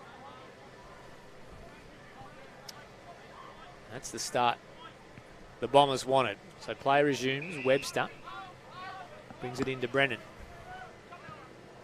So Brennan over the top looking for the 50th gamer in Roberts. He just paddles towards the boundary and he'll take it. Gains yardage there as the ball will be thrown in right in front of us here in broadcast position at KG5. Still a absolute corker of a day for footy. Lauderdale with some work to do. They've started this half the right way as the ball comes in. Smith and Duffy. Smith down for Bellchambers. He gets it to Saunders. Cleverly done to Kerr-Newell. Just pokes over the top to Bellchambers. He spins around, wheels and goes. Gets his kick away. Ben McGuinness the target. 1 mitt to it. Couldn't quite bring it down. Burge now gets it out. Heavey tries something from the pocket. Ben McGuinness couldn't get there and it was fisted through from Goodsell. Another behind. Automatically they look more dangerous now, don't they? I like the move of Heavey in there. Yep. I think he's added energy. Seems a more natural forward. So Webster just goes the big old barrel beyond 50. I tell you what, that's gone a good 65 metres. Good clearing ball. It'll find the boundary in the end. I know he's a former AFL listed guy, Zach Webster, but underrated skill set to have a kick like that coming out of defence. Oh, he's such a nice user of the footy, isn't he? It's a strong weapon in his arsenal. Yeah, he certainly is, and no surprise to see him with the kicking duties. So in it comes. Hayden Smith at the front doing the ruck work. Eventually come out via a black and white jumper, kick up the line, falls into the lap of Reeves, who plays on immediately by hand. He's got Mott running past. Kick to the man between wing and half forward, Roberts. He goes over the top now to Bowden. They did that pretty easily, Glenorchy. So Bowden sends a low ball inside 50. It was over the head of the Magpies player. Grace got on the end of it, sends a high ball towards the top of the square. Might have been a little bit of holding on. Umpire said no, hacked out. The kick is fortuitous. Lands in the arms of Raglione. So Raglione, pokey ball, Hill, does well to take the mark. There's a fair bit on the kick from Raglione. He hands it off to that man, drops it inside. Bellchambers had already spent what he hadn't quite earned. Gets it down for Kerr-Newell, loses the ball. Handed over the top. Grace looking to burst onto it. Bounced in favour of him. Sutton out. Cleverer off the deck. It was a half volley, in fact, by Hill. And he just cools the jets for the Bombers for the time being. What looked to be a promising movement. Bellchambers just had to take the grab. So the ball comes in again. Smith in best position. It falls away at Bowden from 50. He'll fire goal. Well, Jay Bowden Well, what can you say about this man, which we haven't already?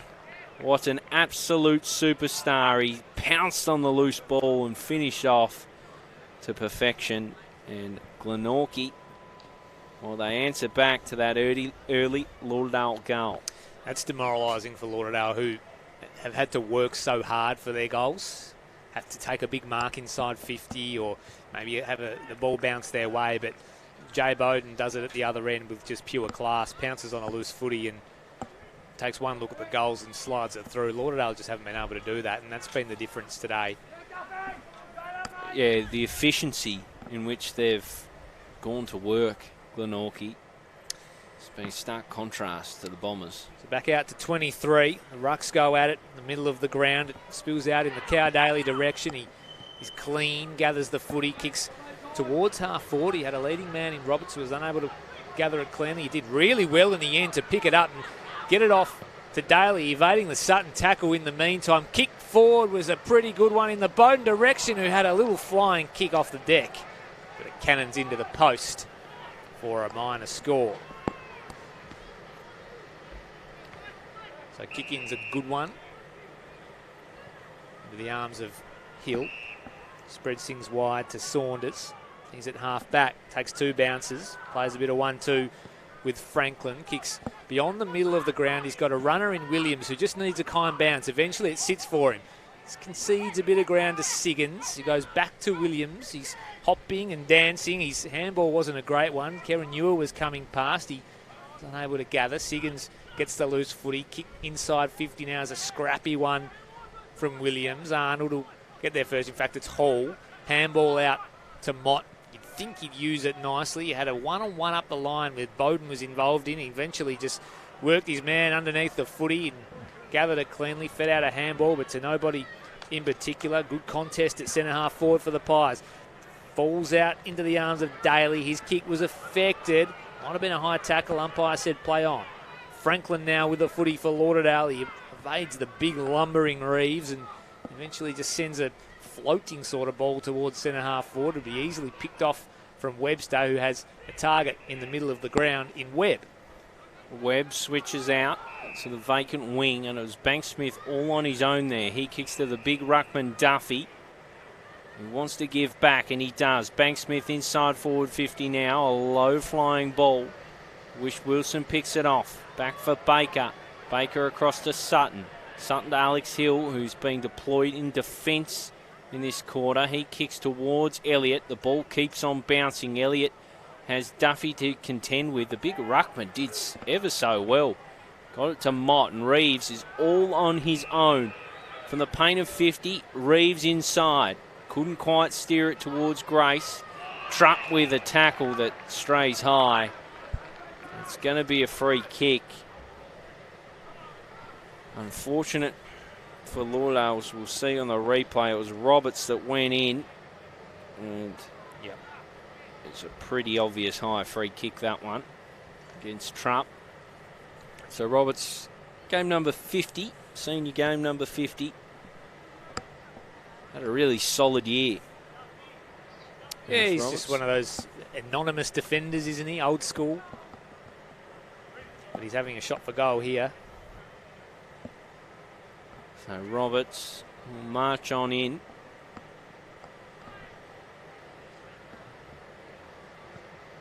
Stabs at it really nicely. Straight through the middle, Roberts. 2 in a row for Glenorchy, and they are really on the march here at KG5.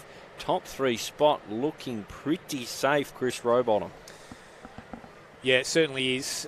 Significant work to do now for Lauderdale as Glenorchy skip out to a 30-point lead. I dare say it's a game-high lead after Lauderdale looked so promising in the opening minutes of this term. Kicked the first goal and had the first 2 scoring shots. But the Pies have gone bang, bang.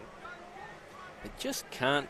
Well, I thought they were getting going, but just like that, they've snapped the momentum Lauderdale had. Yeah, it's just been that slightly quicker movement as Reeves wins it down, this time to Geared as the Pies work it out of the centre square. They'll go inside 50 once more. A tumbling ball. Roberts just tried to fist it forward. Atkin went after it, as did Mott. He sends a ball forward,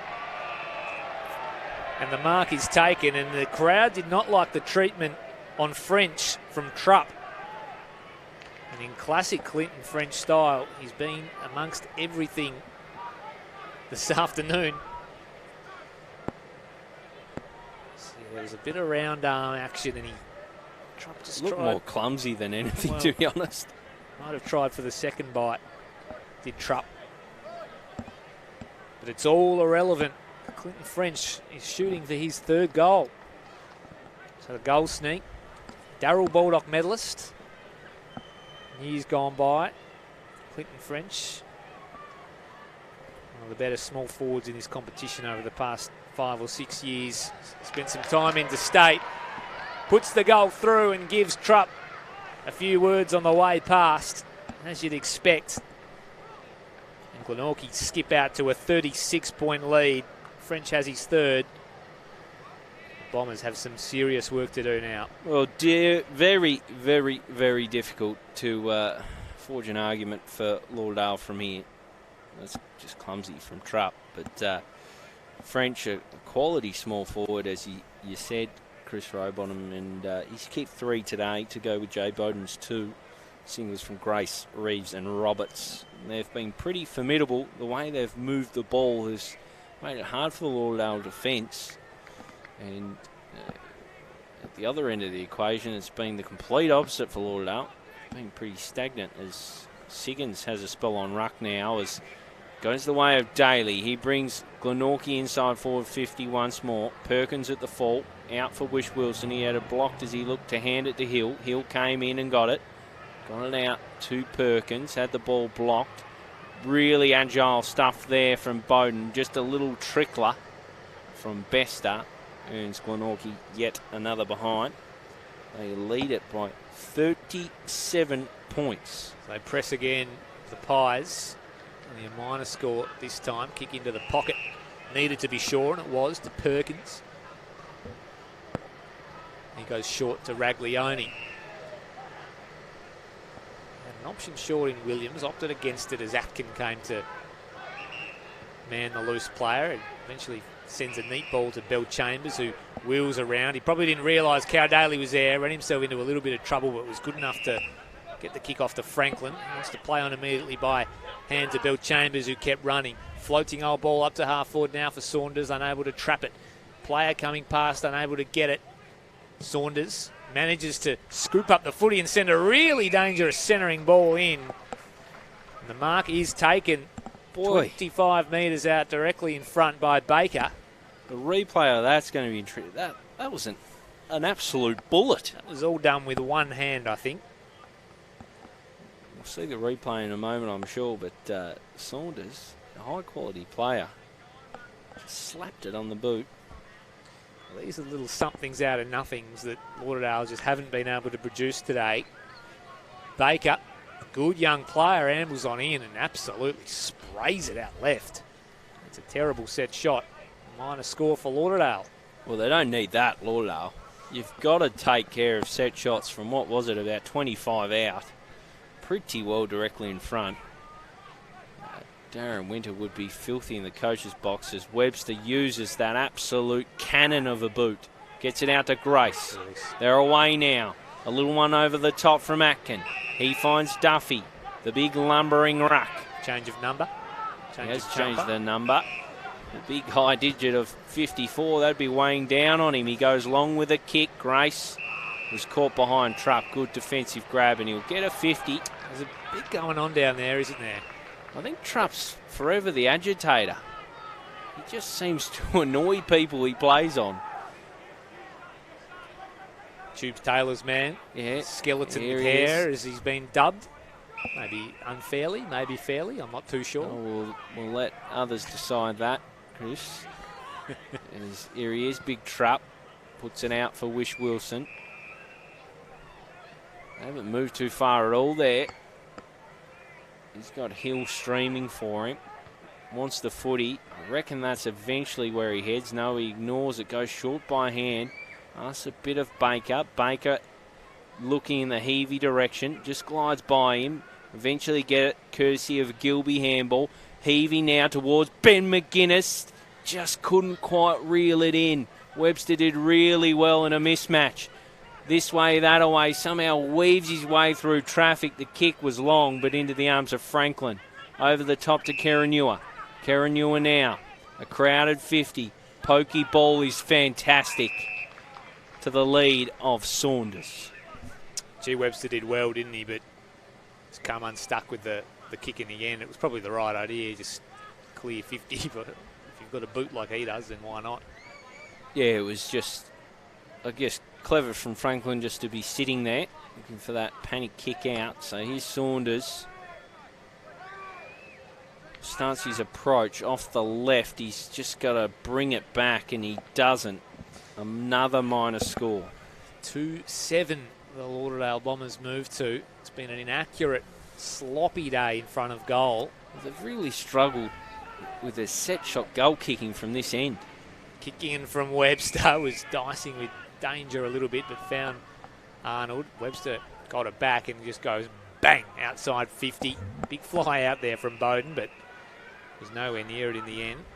Mark's taken by Hill. So Hill has it just forward of a wing for Lauderdale, puts it inside 50, looking for a fly. Nobody able to take the mark. Here's Webster again. He's been good today, Webster. Very good. Releases the handball out to Arnold, who kicks to a one-on-one, and Saunders in far better position in the end, able to work his man underneath it and take his second shot at goal in as many minutes. He's got a man on. Well, he should have learned a few lessons from that last kick. Just Robottom. Let's see if he can rectify the situation and kick Lauderdale's third goal of the afternoon. Left foot kick looked pretty good. Gets on its way, and a far better effort this time from Alex Saunders. He puts it through for the Dale. They have their third of the afternoon. Well, we asked whether he had learned his lesson from his first shot on goal, and he absolutely had. That was struck very nicely. It was a harder kick too. Just always the way, isn't it? Yeah, just massaged its way through. So still got a fair old mountain to climb here, Lauderdale. Some 5 goals adrift still. Glenorchy in charge of the contest. A lot of what Darren Winter's done in terms of coaching moves have worked, though, you got to say. Hills look more comfortable down back, I reckon. And the players up forward have looked pretty good as Anderton takes a defensive grab. He spreads it, looking for Williams, couldn't quite reel it in. Off the Hill, this way, that away, nicely done. Off for Williams, over the top to Franklin. Brought his own footy to the game today. He looks in the direction of Elliott. The ball was short of him. Takes it on the bounce and then takes the boundary line. Yeah, they've certainly been better. Second, well, certainly this term, as they try to patch up a little bit of that early damage that was done. Straight down into the arms of Karanua. He's wrapped up by Webb, unable to escape the clutches. Mott was wonderful. Gathered the footy and then spun out of trouble and sent the pass forward, but Anderton was on the end of it for Lauderdale. Thought about the switch and eventually just poked one short to Hill. Oh, he went short to Bill Chambers, who slipped over, and he'll let the Pies in here. They'll go back inside 50. High ball. Grace will fly over the top, unable to get hands to it. Tried the spectacular. French was magnificent. Almost hit the handball that resulted in a goal. But Bester gave away the free kick to Burge. Well done, Burge. And it'll be brought back. Went back and did the defensive work. First to cut it off, because it looked like being a certain goal, and then earned himself a free kick. So he has it the last line now. Sort of uncharted waters for him. Not a great ball at all. That's in Patterson. So Patterson, the edge of 50, looks up. Pokey ball, a high one. Invites the Flyers. And Grace! Well, when you talk about Flyers, Aiden Grace comes to mind, and he has brought down this one amongst a massive pack. Aiden Grace will line up now for his second of the day. He's done that all season, Chris Rowbottom. Yeah, it's just a classic mark, isn't it? Just a classic full forward mark in a big pack. Read the ball best. Got hands to it first and brought it down. So Aiden Grace, distance shouldn't be a trouble at all. 20 metres out to cut any Lauderdale momentum. He does just that. Aiden Grace kicks his second of the day and Glenorchy's ninth. Yeah, I mean, he's only kicked the 2 so far, but there's been a real presence forward, and it's marks like that that make him such a dangerous player in this competition. He's just got such spring. He's just able to elevate just that extra inch higher than his opponent, and sticky mitts as well. Really sticky mitts. Able to bring it down, and a beautiful set shot on goal as well. He's had a wonderful season, and that's another couple today, and who knows, maybe another couple more to come before the afternoon is out. In fact, it's probably odds on if the floodgates do end up opening back in the middle as the Pies look to win another centre clearance. That's one area I'm sure they've dominated in today. This time it was geared looking for Reeves, was unable to find him. The youngster eventually manages to work his way away with the footy for Lauderdale in Arnold, but it was the other Arnold for Glenorchy who come crashing over the top. He might have taken out a teammate with a bit of friendly fire there. Well, he looks in a spot of bother. Glenorchy player emerging very, very gingerly as the ball spills out of bounds at right half forward for Lauderdale. It might be Patterson. Might have to take a spell, I reckon. Yeah, it was flying through. Stayed out there as the Yeah. ball comes in. Might have been worse than it looked. Well, not as bad as it looked, I should say. It's going the way of Lauderdale. Sam's, no, it's not going. He signalled the wrong way to begin with, I think. What is the call here? I'm confused. It will be Duffy. Hands it off to the designated kicker in Mott. Powering ball. Really good one for Roberts. Sutton made him earn it. A little too much, says the umpire. So Roberts looks ahead. There's movement from French. Ignores that at first look. He'll just kick long down the line and look for the tools, and unfortunately lands in the arms of Hill, who cuts off for Lauderdale. So Hill goes long back the other way. Has Baker flying to see it away from Mott. And will be thrown on in. Interesting there from Hill. He actually had Trupp back deep in defence. A good kick would have got there, and Trupp could have launched a switch of play, which is probably what Lauderdale need to do at the moment. Instead of just sort of dumping up the line, they probably need to try and get a little bit creative and switch the play and try and generate something rather than just sort of high kick up the line. Probably got an opportunity to do so here as well if they're keen. They need to be brave, really. Yeah, yep. 9-6-63, 7-25. We're 24 and change gone in the third, so... Safe kick comes over the top to Sutton. And he's going to go safe again. Short into the arms of Wiggins. And what can Wiggins do to break the shackles? And so he's going to maybe attempt to try something here. They're going to have to move it quick. The ball movement's going to have to be good if it's going to come off. Perkins did well. Kick needs to work out well here for Raglione. It evaded Williams. There's Blowfield off the bench. One up a handball, but here they go now. Lauderdale through the middle of the ground through Baker. Handball was good, but Gilby missed it. Hall went after it for the Pies. Left foot kick out towards a wing into the path of Webb. Still has to track it, does so, and gathers cleanly. Glenorchy regain possession of the footy. Little kick inboard is good to Reeves. Short ball from Reeves. Didn't quite hit the intended target. Chance now for Lauderdale again through the middle of the ground. Got 2-on-1 up forward. The kick was a shocker. Arnold got in front and took the mark. So right idea before from the Bombers. They worked it out eventually and got it through the middle of the ground, but unable to capitalise. Geared. Yes, they can just cool the jets, really, Glenorchy from here. Really strong lead. Be flabbergasted if that's the directive from Coach Darren Winter in terms of ball movement. It's just been really chipping and safe, and need to go more direct and fast and free-flowing, which is the Lauderdale way over recent years. Well, Wiggins tried to spark it on that outer side, and it actually did come off, but it was a handball to Gilby that Gilby missed, but unfortunately brought it all unstuck at centre-half forward. And this is probably what Lauderdale need to do, this switch of play. It comes out now to Banks Smith. He's got a man in Webster in space on the wing. He goes immediately around Anderton, one way then the other, breaks Anderton's ankles, puts him on his bum and tries to drill the Hollywood pass. It's good enough into the hands of Grace. Kept it in. Wonderful work from Grace. Little handball was good. Now it's Daly from the pocket.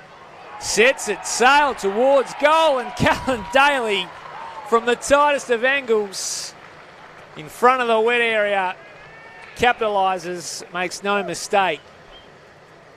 And that is a beautiful finish from one of the best small forwards going around.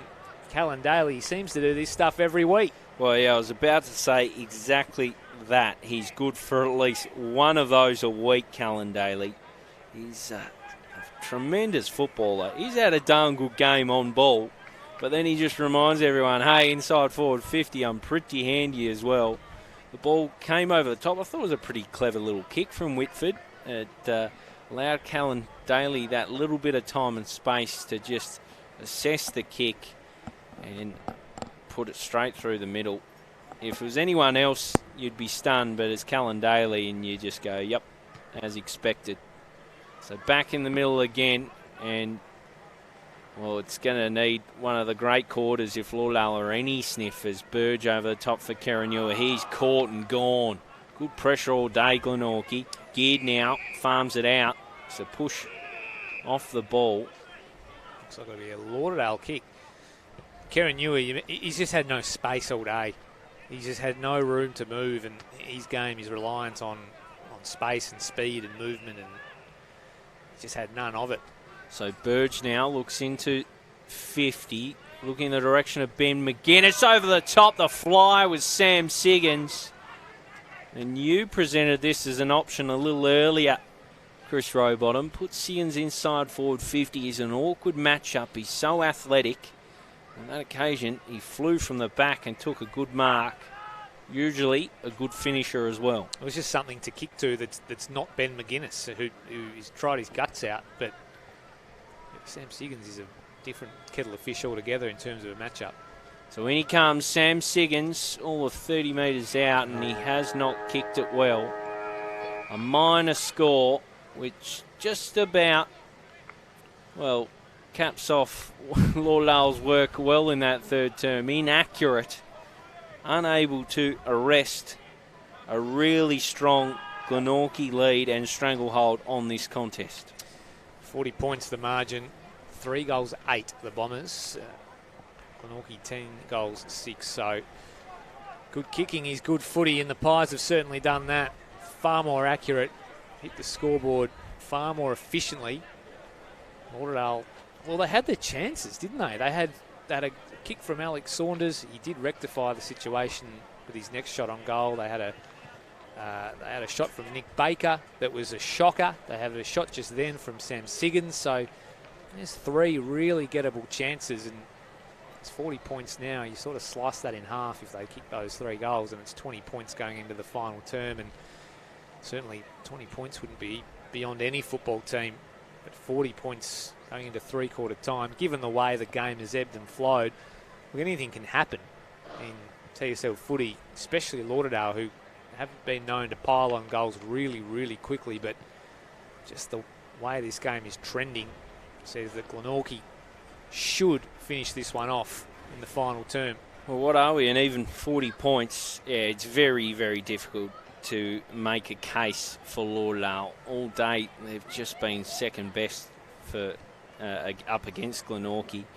If you're a big footy fan, do yourself a favour and go watch that Callan Daly goal again. That was a special. That capped off a really good quarter from Glenorchy, and well, they've just been better right across the board, I reckon, Rowie, and it bodes well for their finals campaign. Lauderdale haven't looked like a team that's second on the ladder and one of the premiership fancies, do they? They just look a step off the pace. It's hard to sort of put your finger on what exactly it is, because you go through their good players, and their good players are playing pretty well. Like Nat Franklin's been really good. I think Sutton's had a pretty good game. Smith's held his own in the ruck. Siggins has been all right. Like Raglione's been okay as well. Ben McGuinness has tried really hard. But then you sort of get into your Gilbies hasn't offered much at all. Elliott hasn't done much. Wiggins hasn't worked into the game. Bill Chambers has been pretty good. It's just not clicking. I just think a few of them are a bit scratchy, still sort of finding their way back after layoffs. Others just a little bit off the pace, and the connection that is something that you've become accustomed to Lauderdale, and seeing when you watch a Lauderdale game, they're so connected in the way they move the ball. That's missing, and it's worrying signs if you're a Lauderdale fan and if you're Darren Winter, because, well, they're going to have to play Glenorchy again in a couple of weeks' time. Because of this result, it's going to lock up that top three. So we know the equation. North Lonnie are going to finish minor premier, and it's going to be Glenorchy up against Lauderdale, and they've got a lot of work to do in the next couple of weeks to rectify this result. I certainly do, and on the other side of the coin, I'd be reasonably hard-pressed to find a genuine standout for Glenorchy. It's been the old-fashioned all play well under 10s good team effort, hasn't it, so far? They haven't had a huge standout. I really like the work of Reece Mott, and Callan Daly's been... Yeah, I've liked Cal Daly's game a lot. He's probably been their best, but aside from that, they've had really good contributions from that back line we keep talking about. Patterson and Goodsill down there. Webster's been darn good. Webster's been good down there, and Sam Reeves is an underrated guy. I think he's done his job really nicely. Adam Roberts has done some good things, bits and pieces for Glenorchy along the way. So they've just all chipped in and played the role, and it's a cliche, but they've all just done their job, really. Go out there, beat your opponent, and we win the game, and that's certainly the way the game is looking. They've got players to come back in, namely Sam Rundle and Ben Camrick. Ben Camrick probably one of the star performers across the season, so get them back into the mix, and they've added a couple of tricks with Cal Daly mainly playing on ball and playing really, really well. Gives them some flexibility, makes them a bit more unpredictable. They'd be really happy with how this one's played out today. A 40-point lead as we turn for the final quarter. Lauderdale, well, they're the counter. They've got a lot of work to do. Let's have a quick look at the goal kickers. Glenorchy, Clinton French has 3 upon return to this team. Jay Bowden has his customary couple. Aidan Grace has a couple. Cal Daly had that ripper from the forward pocket. Adam Roberts has 1 as well. I think Reeves is the other goal kicker not listed. He's the other goal kicker. And for Lauderdale, a pretty sorry sight. Ben McGuinness has 2 and Alex Saunders has 1. They have kicked 3 goals, 8 behind, so not without their chances, Dale, but pretty slim pickings for the Bombers in terms of the goal kickers. It's just interesting the avenues to goal for Glenorchy as well, isn't it? Like Clinton French, the smalls, kicked 3, and then Aidan Grace kicked his 2, but Jay Bowden hasn't dominated today. He's kicked 2. He's kicked his 2. Sam Reeves has kicked 1, so... Jay's been pretty good, but not so much inside forward 50. Like, I think a lot of his good work's sort of been in between the arcs a little bit. It's a lot of the subtle things he does as well, isn't it? Without going on too much, almost like the Scott Penderbury type that doesn't need 40 touches, just needs 25, and shapes the game with those. But it's going to be an interesting final term, because what Lauderdale won't want is for this to turn into a blowout. especially as you mentioned, to face Glenorchy in that first final coming up in a couple of weeks. If anything, for a mental edge or aspect to it. Yeah, well, I think 40's about as ugly as they'd like it to be. They need to win the last quarter, Lauderdale, at an absolute minimum. Yep.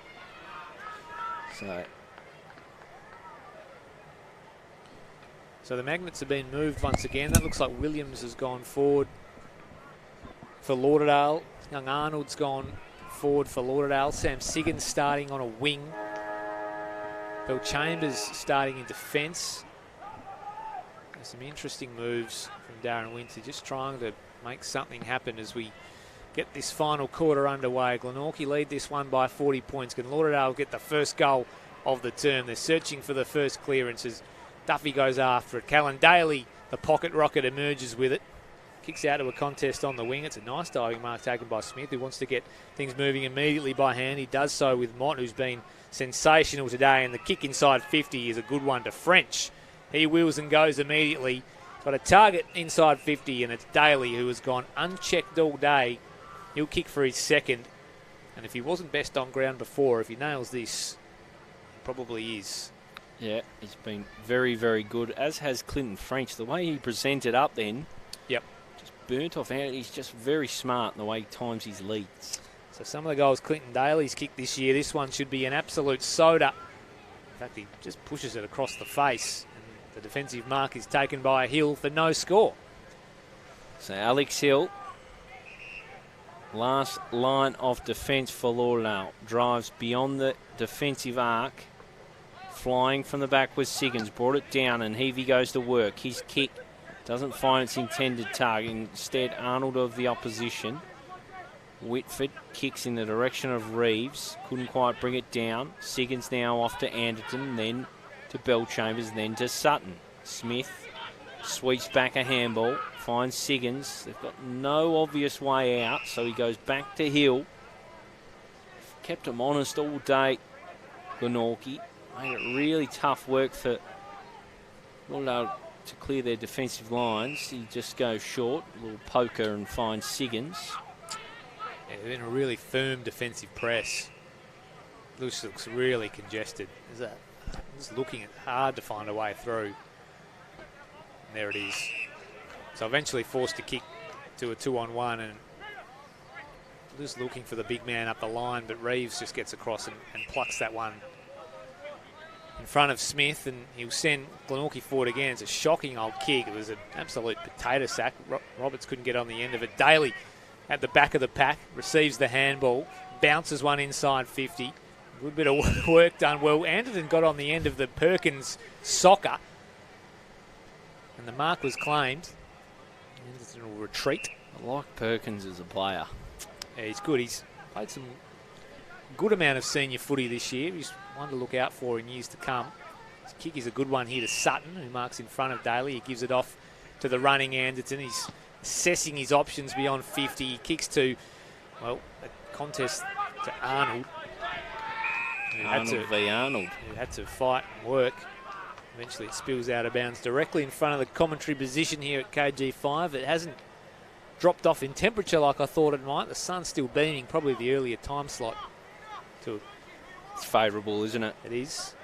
I brought the big puffer jacket today, and I haven't really needed it as it comes down off Reeves' hands. Here's Atkin. Interesting kick. It'll find its way to Bowden, though, and he's got that vice-like grip on the footy. A little chiseler inside is magnificent for French. He's kicked 3 already, Clinton French. Presented mainly out of the goal square, which I've really liked. There's been a lead-up forward rather than the crummer. So Clinton French is the sort of player, he doesn't need a lot of the footy to really impact the game. Crosses the paint of 50, kick every bit of 45. It starts right, it doesn't quite have the journey, invites a pack around goal. Claiming it was Grace, he might have been caught high, maybe over-milked the kick.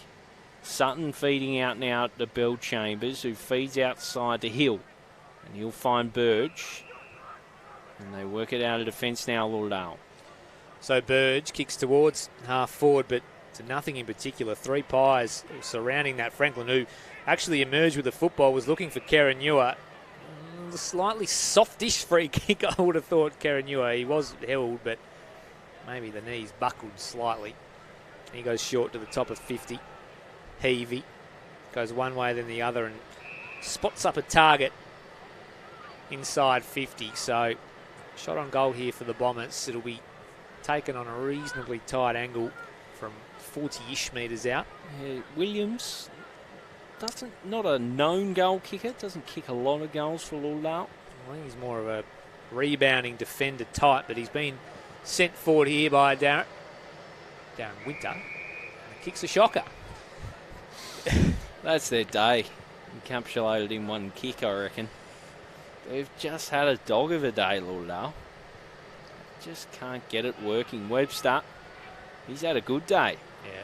He skips away from full back. Look at that kick. Fantastic for Roberts. He's going to enjoy his 50th. His team's 40 points up over the top to Brennan. Brennan now. We'll go back to Arnold. They're in no rush here, Glenorchy. Cruising along. He's a smart player, Arnold. He goes back to Brennan. Underrated, I reckon, Arnold, as silly as that sounds. Just doesn't quite get the plaudits he probably deserves as the ball comes along. Pack forms, fisted down from Reeves, fed out by Webb. Running on was Whitford. Just kept it moving illegally, said the umpire, so it'll be a Lauderdale ball. Done some okay things. Young Whitford today. One of these depth players that Paul Kennedy really rates, and I always seem to have these guys come through and play a role at Glenorchy. They're well versed in the lower levels. Nick Baker bouncing footy. Speaking of good young players, he's one of those. Bombers was trying to work it out. Kick was at the shoelaces of Franklin. He couldn't take the mark. Bester tried to go off the deck. Eventually ended up back in the hands of Franklin, who got it back to Baker. Players doing battle now at half forward for the Pies. Handball comes out to Banks-Smith, who will send his team inside 50. There's Jay Bowden marking and getting some treatment on the way through. Jay Bowden looks like a man who is lining up for his third goal of the afternoon. He's on a tight angle, be right on the boundary line, but if any man in the state can put this through. If you wanted one guy kicking for your life from here in the state league, this is probably the guy. So Jay Bowden, the champion, strolls on in and makes no mistake. Puts it through from the tightest of angles. Kicks his third like it's nothing. He did that far too easily. The arm went up and it went sailing through. What a quality player he is. You said before that he probably hadn't been dominant. He's kicked 3 goals. Yep. I don't know, he probably had 20 touches. He's a victim of his own standards, isn't he? He's been really good. And as have the Pies, and they're going to record a very strong victory, a morale-boosting victory, I think. They've been battered in terms of injury so far this year, really tested their fortitude. That is an absolute stinker of a bounce from Sam Bridges. He'll review the tape and go, geez, that one didn't come out nicely. Go again, throw her up. That's the way. Off the hand of Smith now. Down for Sutton. He overran it, but he'll get a free kick, I reckon. Yep. So Sutton drops it off to Bellchambers, looking to burst away from the bullseye. He kicks towards Ben McGuinness. The kick didn't favour him. The youngster Lincoln Arnold burst onto it, just couldn't get his hands in the direction of Franklin. Someone was collected behind the ball. Someone's gone down off the ball. So we'll see it here. Burge. Oh, it's a head clash. I don't think he actually meant that, Burge. No. As the kick comes away from Geard, he finds young Whitford. Whitford kicks, gives it a little bit of air. Reeves gets the first touch on it. The second came from Trupp. Gets his kick away. It's a shocker. A grubber that Roberts clings onto. And he's wrapped up in a tackle. Yeah, head clash. It looked late, so the noise from the crowd suggested that it might have been a bit of dirty work from Burge, but it wasn't doing. He's geared around the corner. That's a nice finish. He's toiled all day as well, John Geared, and he's another one that doesn't get some of the plaudits. He's in this best 22 every week for Glenorchy and gets a nice little reward for his efforts today. Yeah, we watched the replay here.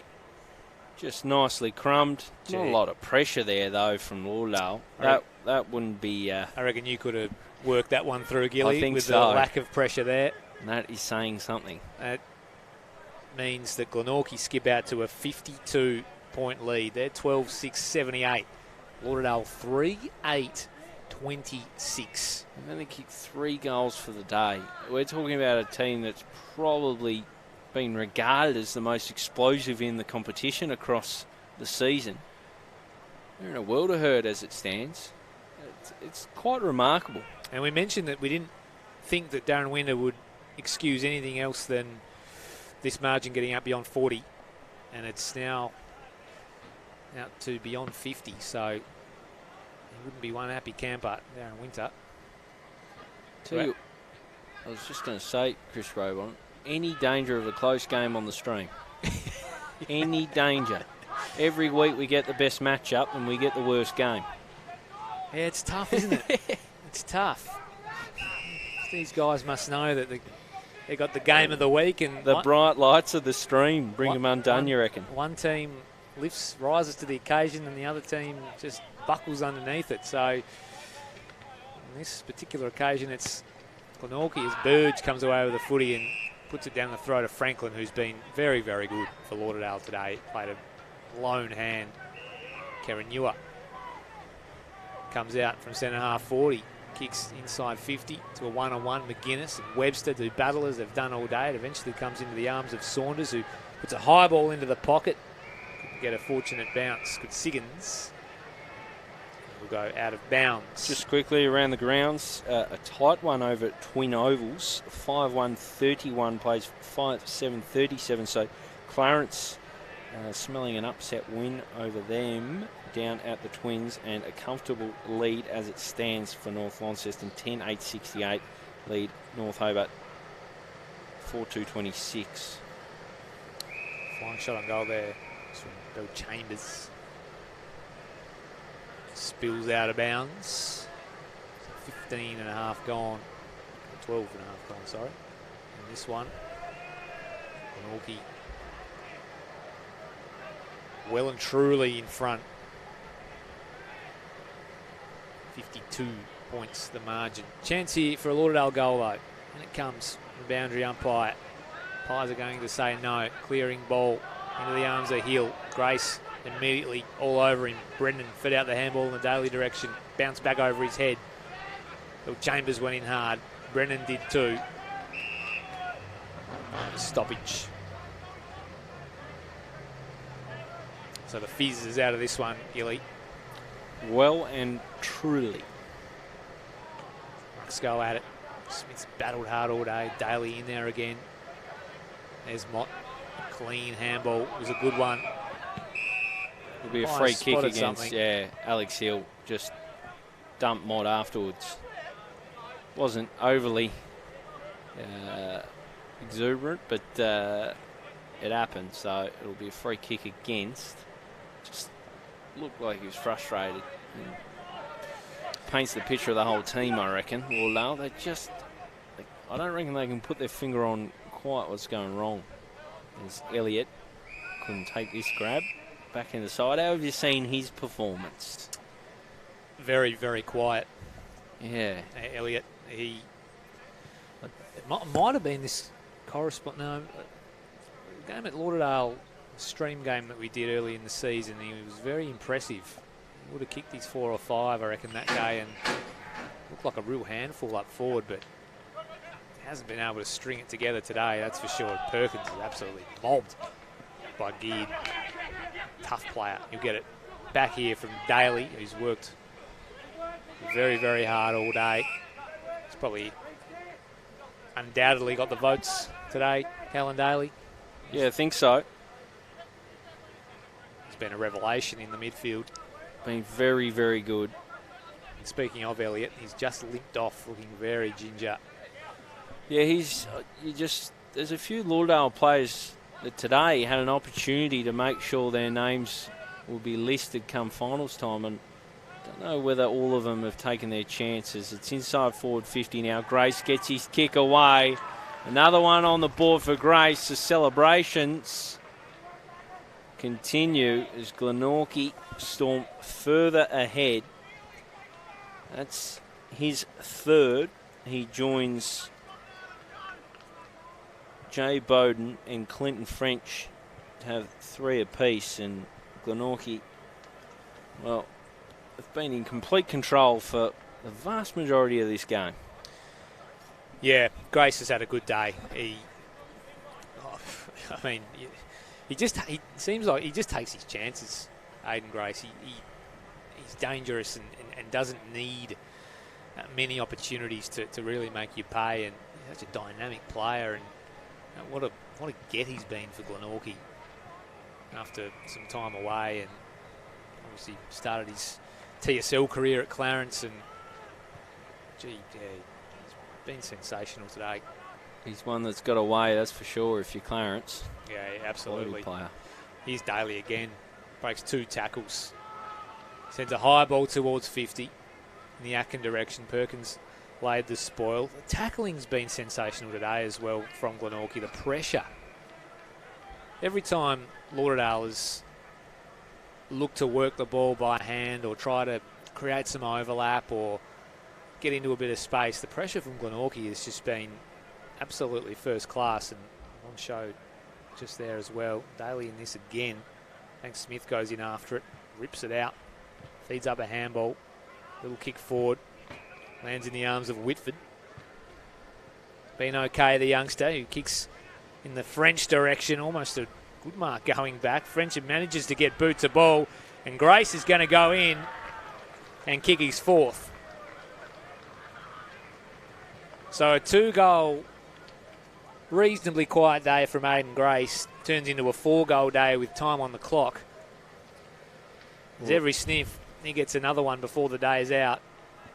Well, they're eyeing off 100 points now. This is ugly. This is officially ugly for Lauderdale. And it's probably officially alarm bells in terms of their premiership campaign. I think so. We should probably focus on the positive a little bit more, which is Glenorchy. How far do you reckon they can go? You watch a game like today, and obviously North Lonnie dealt with Lauderdale.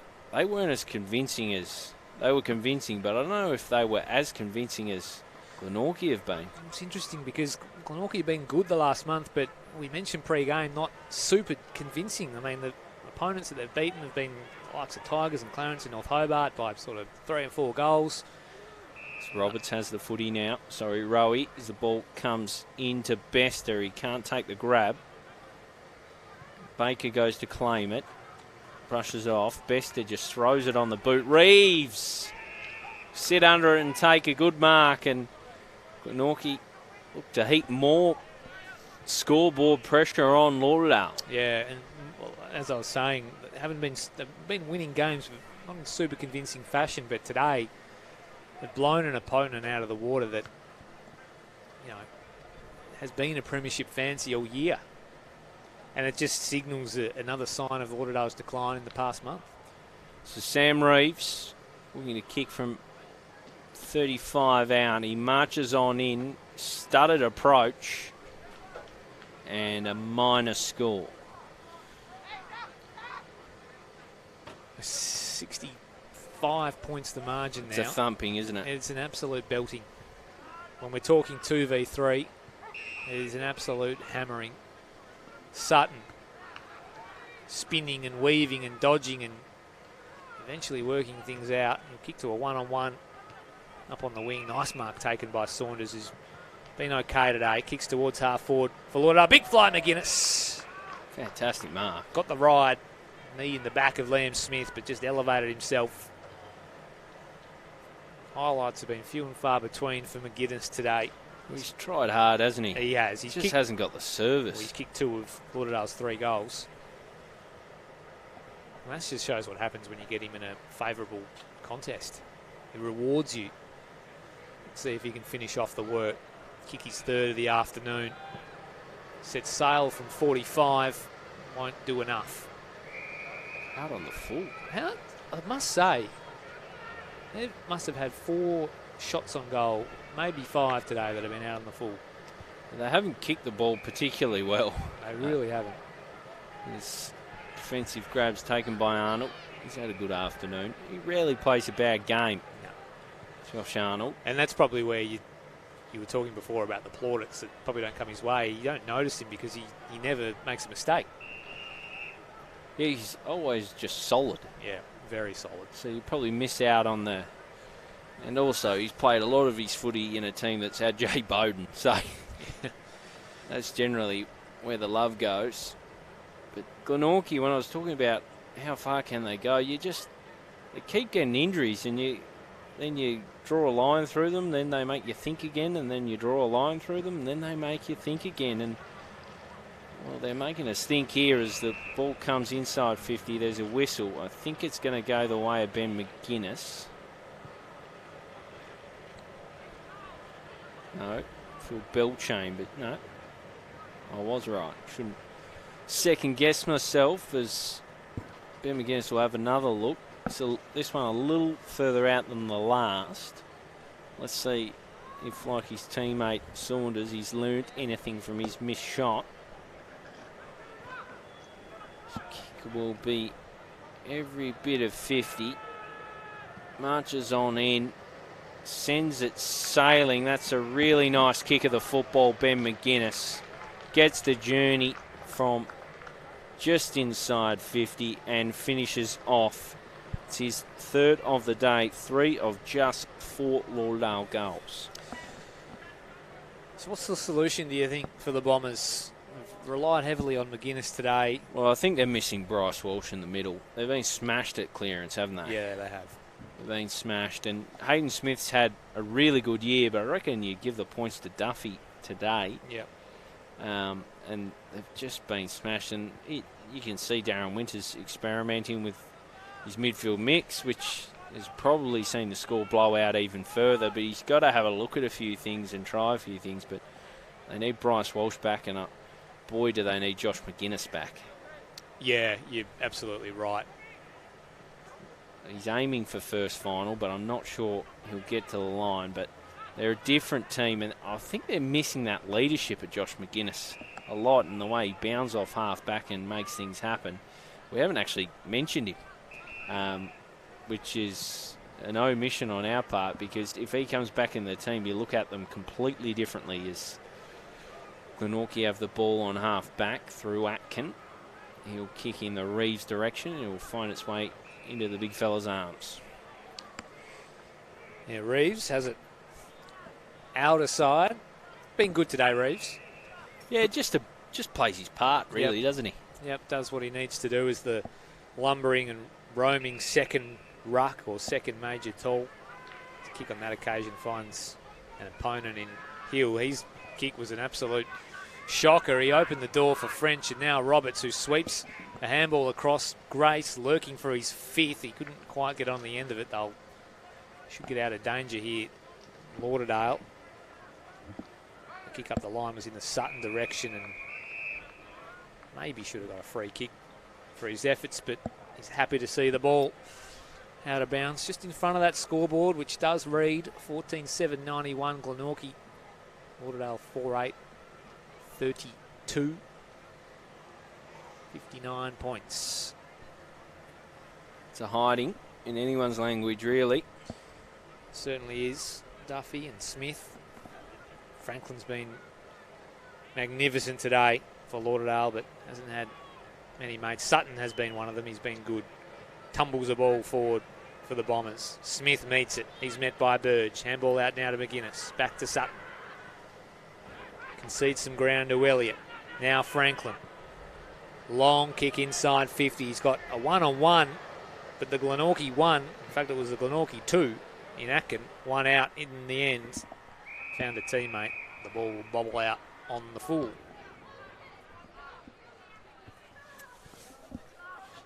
Down goes the jumping castle beside us, Gilly. Yeah, It looks a little bit like Lauderdale's day as it deflates. very much so.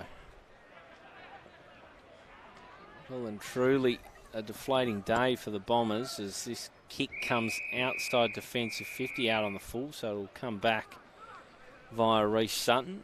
24 and change gone here in the last quarter. A really nice day for footy, particularly if you're a Glenorchy's fan, as the kick comes in from Sutton off hands. It's well crumbed by young Lincoln Arnold, but he was caught in a tackle. Comes to Ben McGuinness.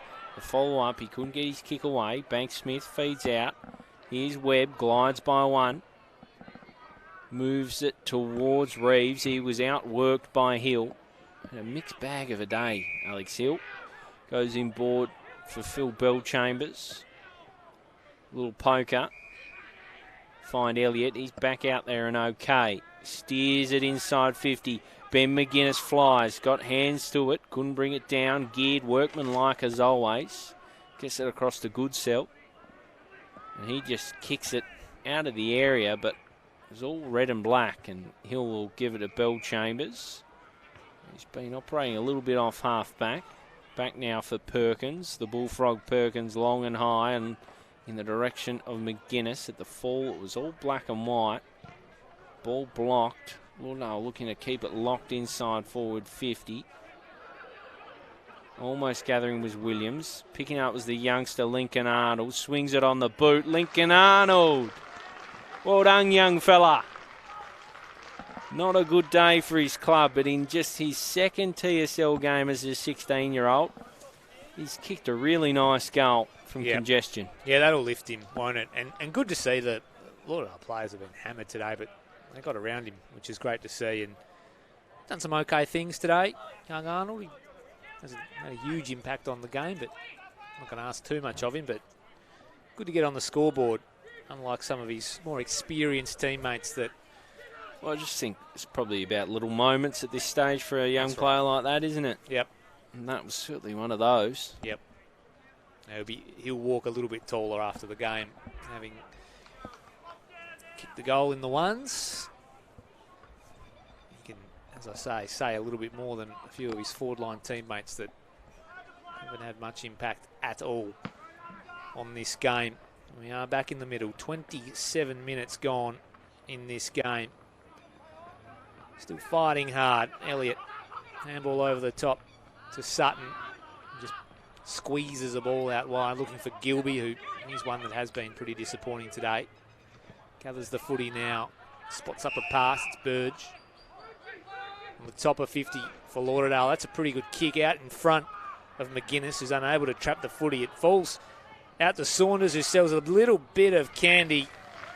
And Lauderdale get a couple of consolations late in the piece. Saunders puts through his second for the afternoon. He's been okay too. He has. Playing a lot of wing in the second half, which I haven't minded. Yeah, so Saunders, 2 goals. Ben McGuinness, 3. Outside of that, not a lot of joy for the Bombers, but they are making a little more respectable on the scoreboard. It's been a dirty day. At one stage, it looked like it might go out beyond sort of 80 plus, didn't it? 80 or 90. I thought Glenorchy would at least register 3 figures in terms of their score.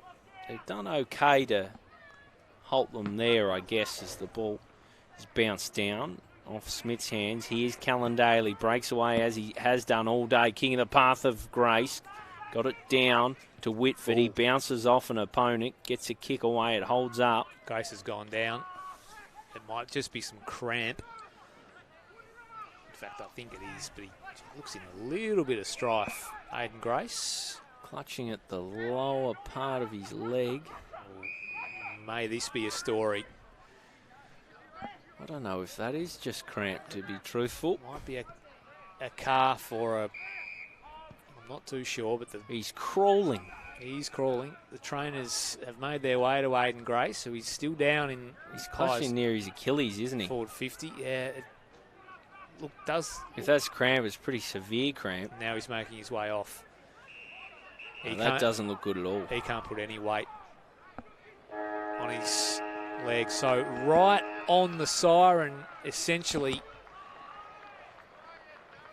This could be the story out of this game, aside from the fact that Glenorchy have just hammered Lauderdale 14-7-91 to 6-8-44. Aiden Grace has gone down with what appears to be an injury. Looks like an ankle, doesn't it? To his right lower leg. Struggling to put weight on it as he makes his way. Looked like as he came down, he might have jammed it on Trupp as he came down from the marking contest. Well, that would be some blow heading into finals for Glenorchy. I hope that's not serious, because it would sour what's been a very, very good day for the Magpies. Convincing victors, 14-8-92 they are. That's what I have on my end. And 6-8-44 Lauderdale Bombers, who kicked a couple late to add a little bit of respectability, but the day in a large part owned by Glenorchy. And Aiden Grace was a big part of it, must be said. Yeah, it certainly was. And as we mentioned during the call, we made the most of his opportunities where others were struggling to find the big sticks. Aiden Grace kicked his four and provided the spark, took some grabs, and basically just did what he's done all year, really. Teams are struggling to find an answer for him. Trupp had the job for most of the day on Grace. And he just bobs up like the cork in the ocean, doesn't he? That's exactly right. There's not many other better ways to put it. He just bobs up and kicks his goals. He's done a really, really good job this year and has added another 4 today. So good day from Grace. Let's hope that injury isn't too bad. But I thought the work of Callan Daly was just magnificent through the middle of the ground. He has grown into an absolute vital cog in this Glenorchy team, whether he plays forward or through the middle like he did today. He would have had 10 clearances today at least. Kicked a couple of really nice goals. Typical small forward performance from Callan Daly, and wonderful on ball. Jay Bowden just did Jay Bowden things. Zach Webster was good in defence, had the job on McGuinness for a large part of the day. And a few of their young guys just came in and played their role, did their job. We mentioned that Lauderdale spots are probably up for grabs going into finals, but so are spots at Glenorchy. And a couple of the young guys certainly didn't disgrace themselves. Goodsill was all right, Patterson was good, and then a few more of the slightly more experienced guys in Brennan and Roberts, who was good in his 50th. Whitford did some nice things too. And then you had your solid contributors, Duffy, Reeves, Webb, Banks-Smith. He's underrated as well, I think. He's got it done for the Pies today. Really disappointing for Lauderdale as they trudge off here at KG5, and a fair bit of soul-searching for the Eastern Shore club as they go into the bye next week, which is significant, and then into a first final, very likely to be against this team. Well, I think it's locked in now against Glenorchy. Virtually locked in to be playing Glenorchy now. So, it's an interesting scenario when you overlay it with all that. Off the back of the performance we just saw from Lauderdale. Really impressive. You've got to give credit to Glenorchy. They were fantastic. But Lauderdale were ordinary, to be honest. Yep. And they have been for a little while now. Yeah, and as much as I want to heap praise on Glenorchy, Lauderdale's past month just makes me think it was maybe more a bit of Lauderdale being bad than Glenorchy being good. Don't get me wrong, Glenorchy were fantastic, but Lauderdale are in some sort of slump. They are in a slump, and it's the worst possible timing. They've got to somehow use the bye to pick themselves up. They're going to have some reinforcements coming into the team. Oscar Shaw and Matt McGuinness were probably two of their better players last week. Not out there today. They'll come in. Josh McGuinness, Bryce Walsh. If they can get all those back into the team, that'd be nice. But it's more about the connectivity between midfield forward and the way they move the ball. That was a long way from the Lauderdale game we've come to expect across the last few seasons in which they've played grand finals. Grace, the big story for the Magpies. He won't be playing next week. You can draw a line through him there. I reckon it's just an ankle. It doesn't look too severe, a bit sore. I reckon someone like an Aiden Grace will find everything he needs to get up for that first final. Yep, let's hope it doesn't. Let's hope it's not a 3 or 4 weeker because you want to see the best players playing finals footy, and you want to see the teams given their absolute best chance at winning the flag. As we just have another look at it again, it looks relatively innocuous, doesn't it? He just came down a little bit awkwardly on the out of the contest, and that's why I thought it might have been an Achilles or a calf, if not a bit of cramp. But there's no real obvious turn or twist to the ankle, but the ice pack will certainly be on the designated region very, very shortly, if not already. I would have thought. He made his way off the ground in crutches. It's probably more precautionary than anything. Always looks a bit worse than it is, but let's hope he recovers in time for finals.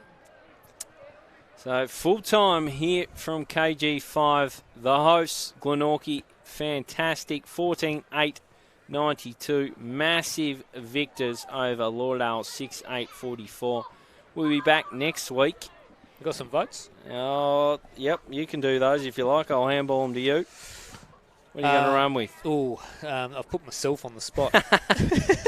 Well, you handball to me and I've just handballed straight back. I'm going to give one vote to Nat Franklin for Lauderdale. I know that generally not the fashionable thing to do to give votes to a player from a team that's just been thumped by sort of 50 plus, but I would have thought we don't keep the detailed stats here, but I would have thought he had 35 plus and was a very, very good player for Lauderdale today. I think the 2 probably went to Reece Mott through the middle of the ground for Glenorchy, and the 3 went to Callan Daly, who was everywhere today. Clearances, goals, spot-ups. There's probably about 6 tackles. other Magpies you could have included, really. They were terrific across the board, weren't they? Yeah, I thought French was good. Bowden was really good, as he is every week.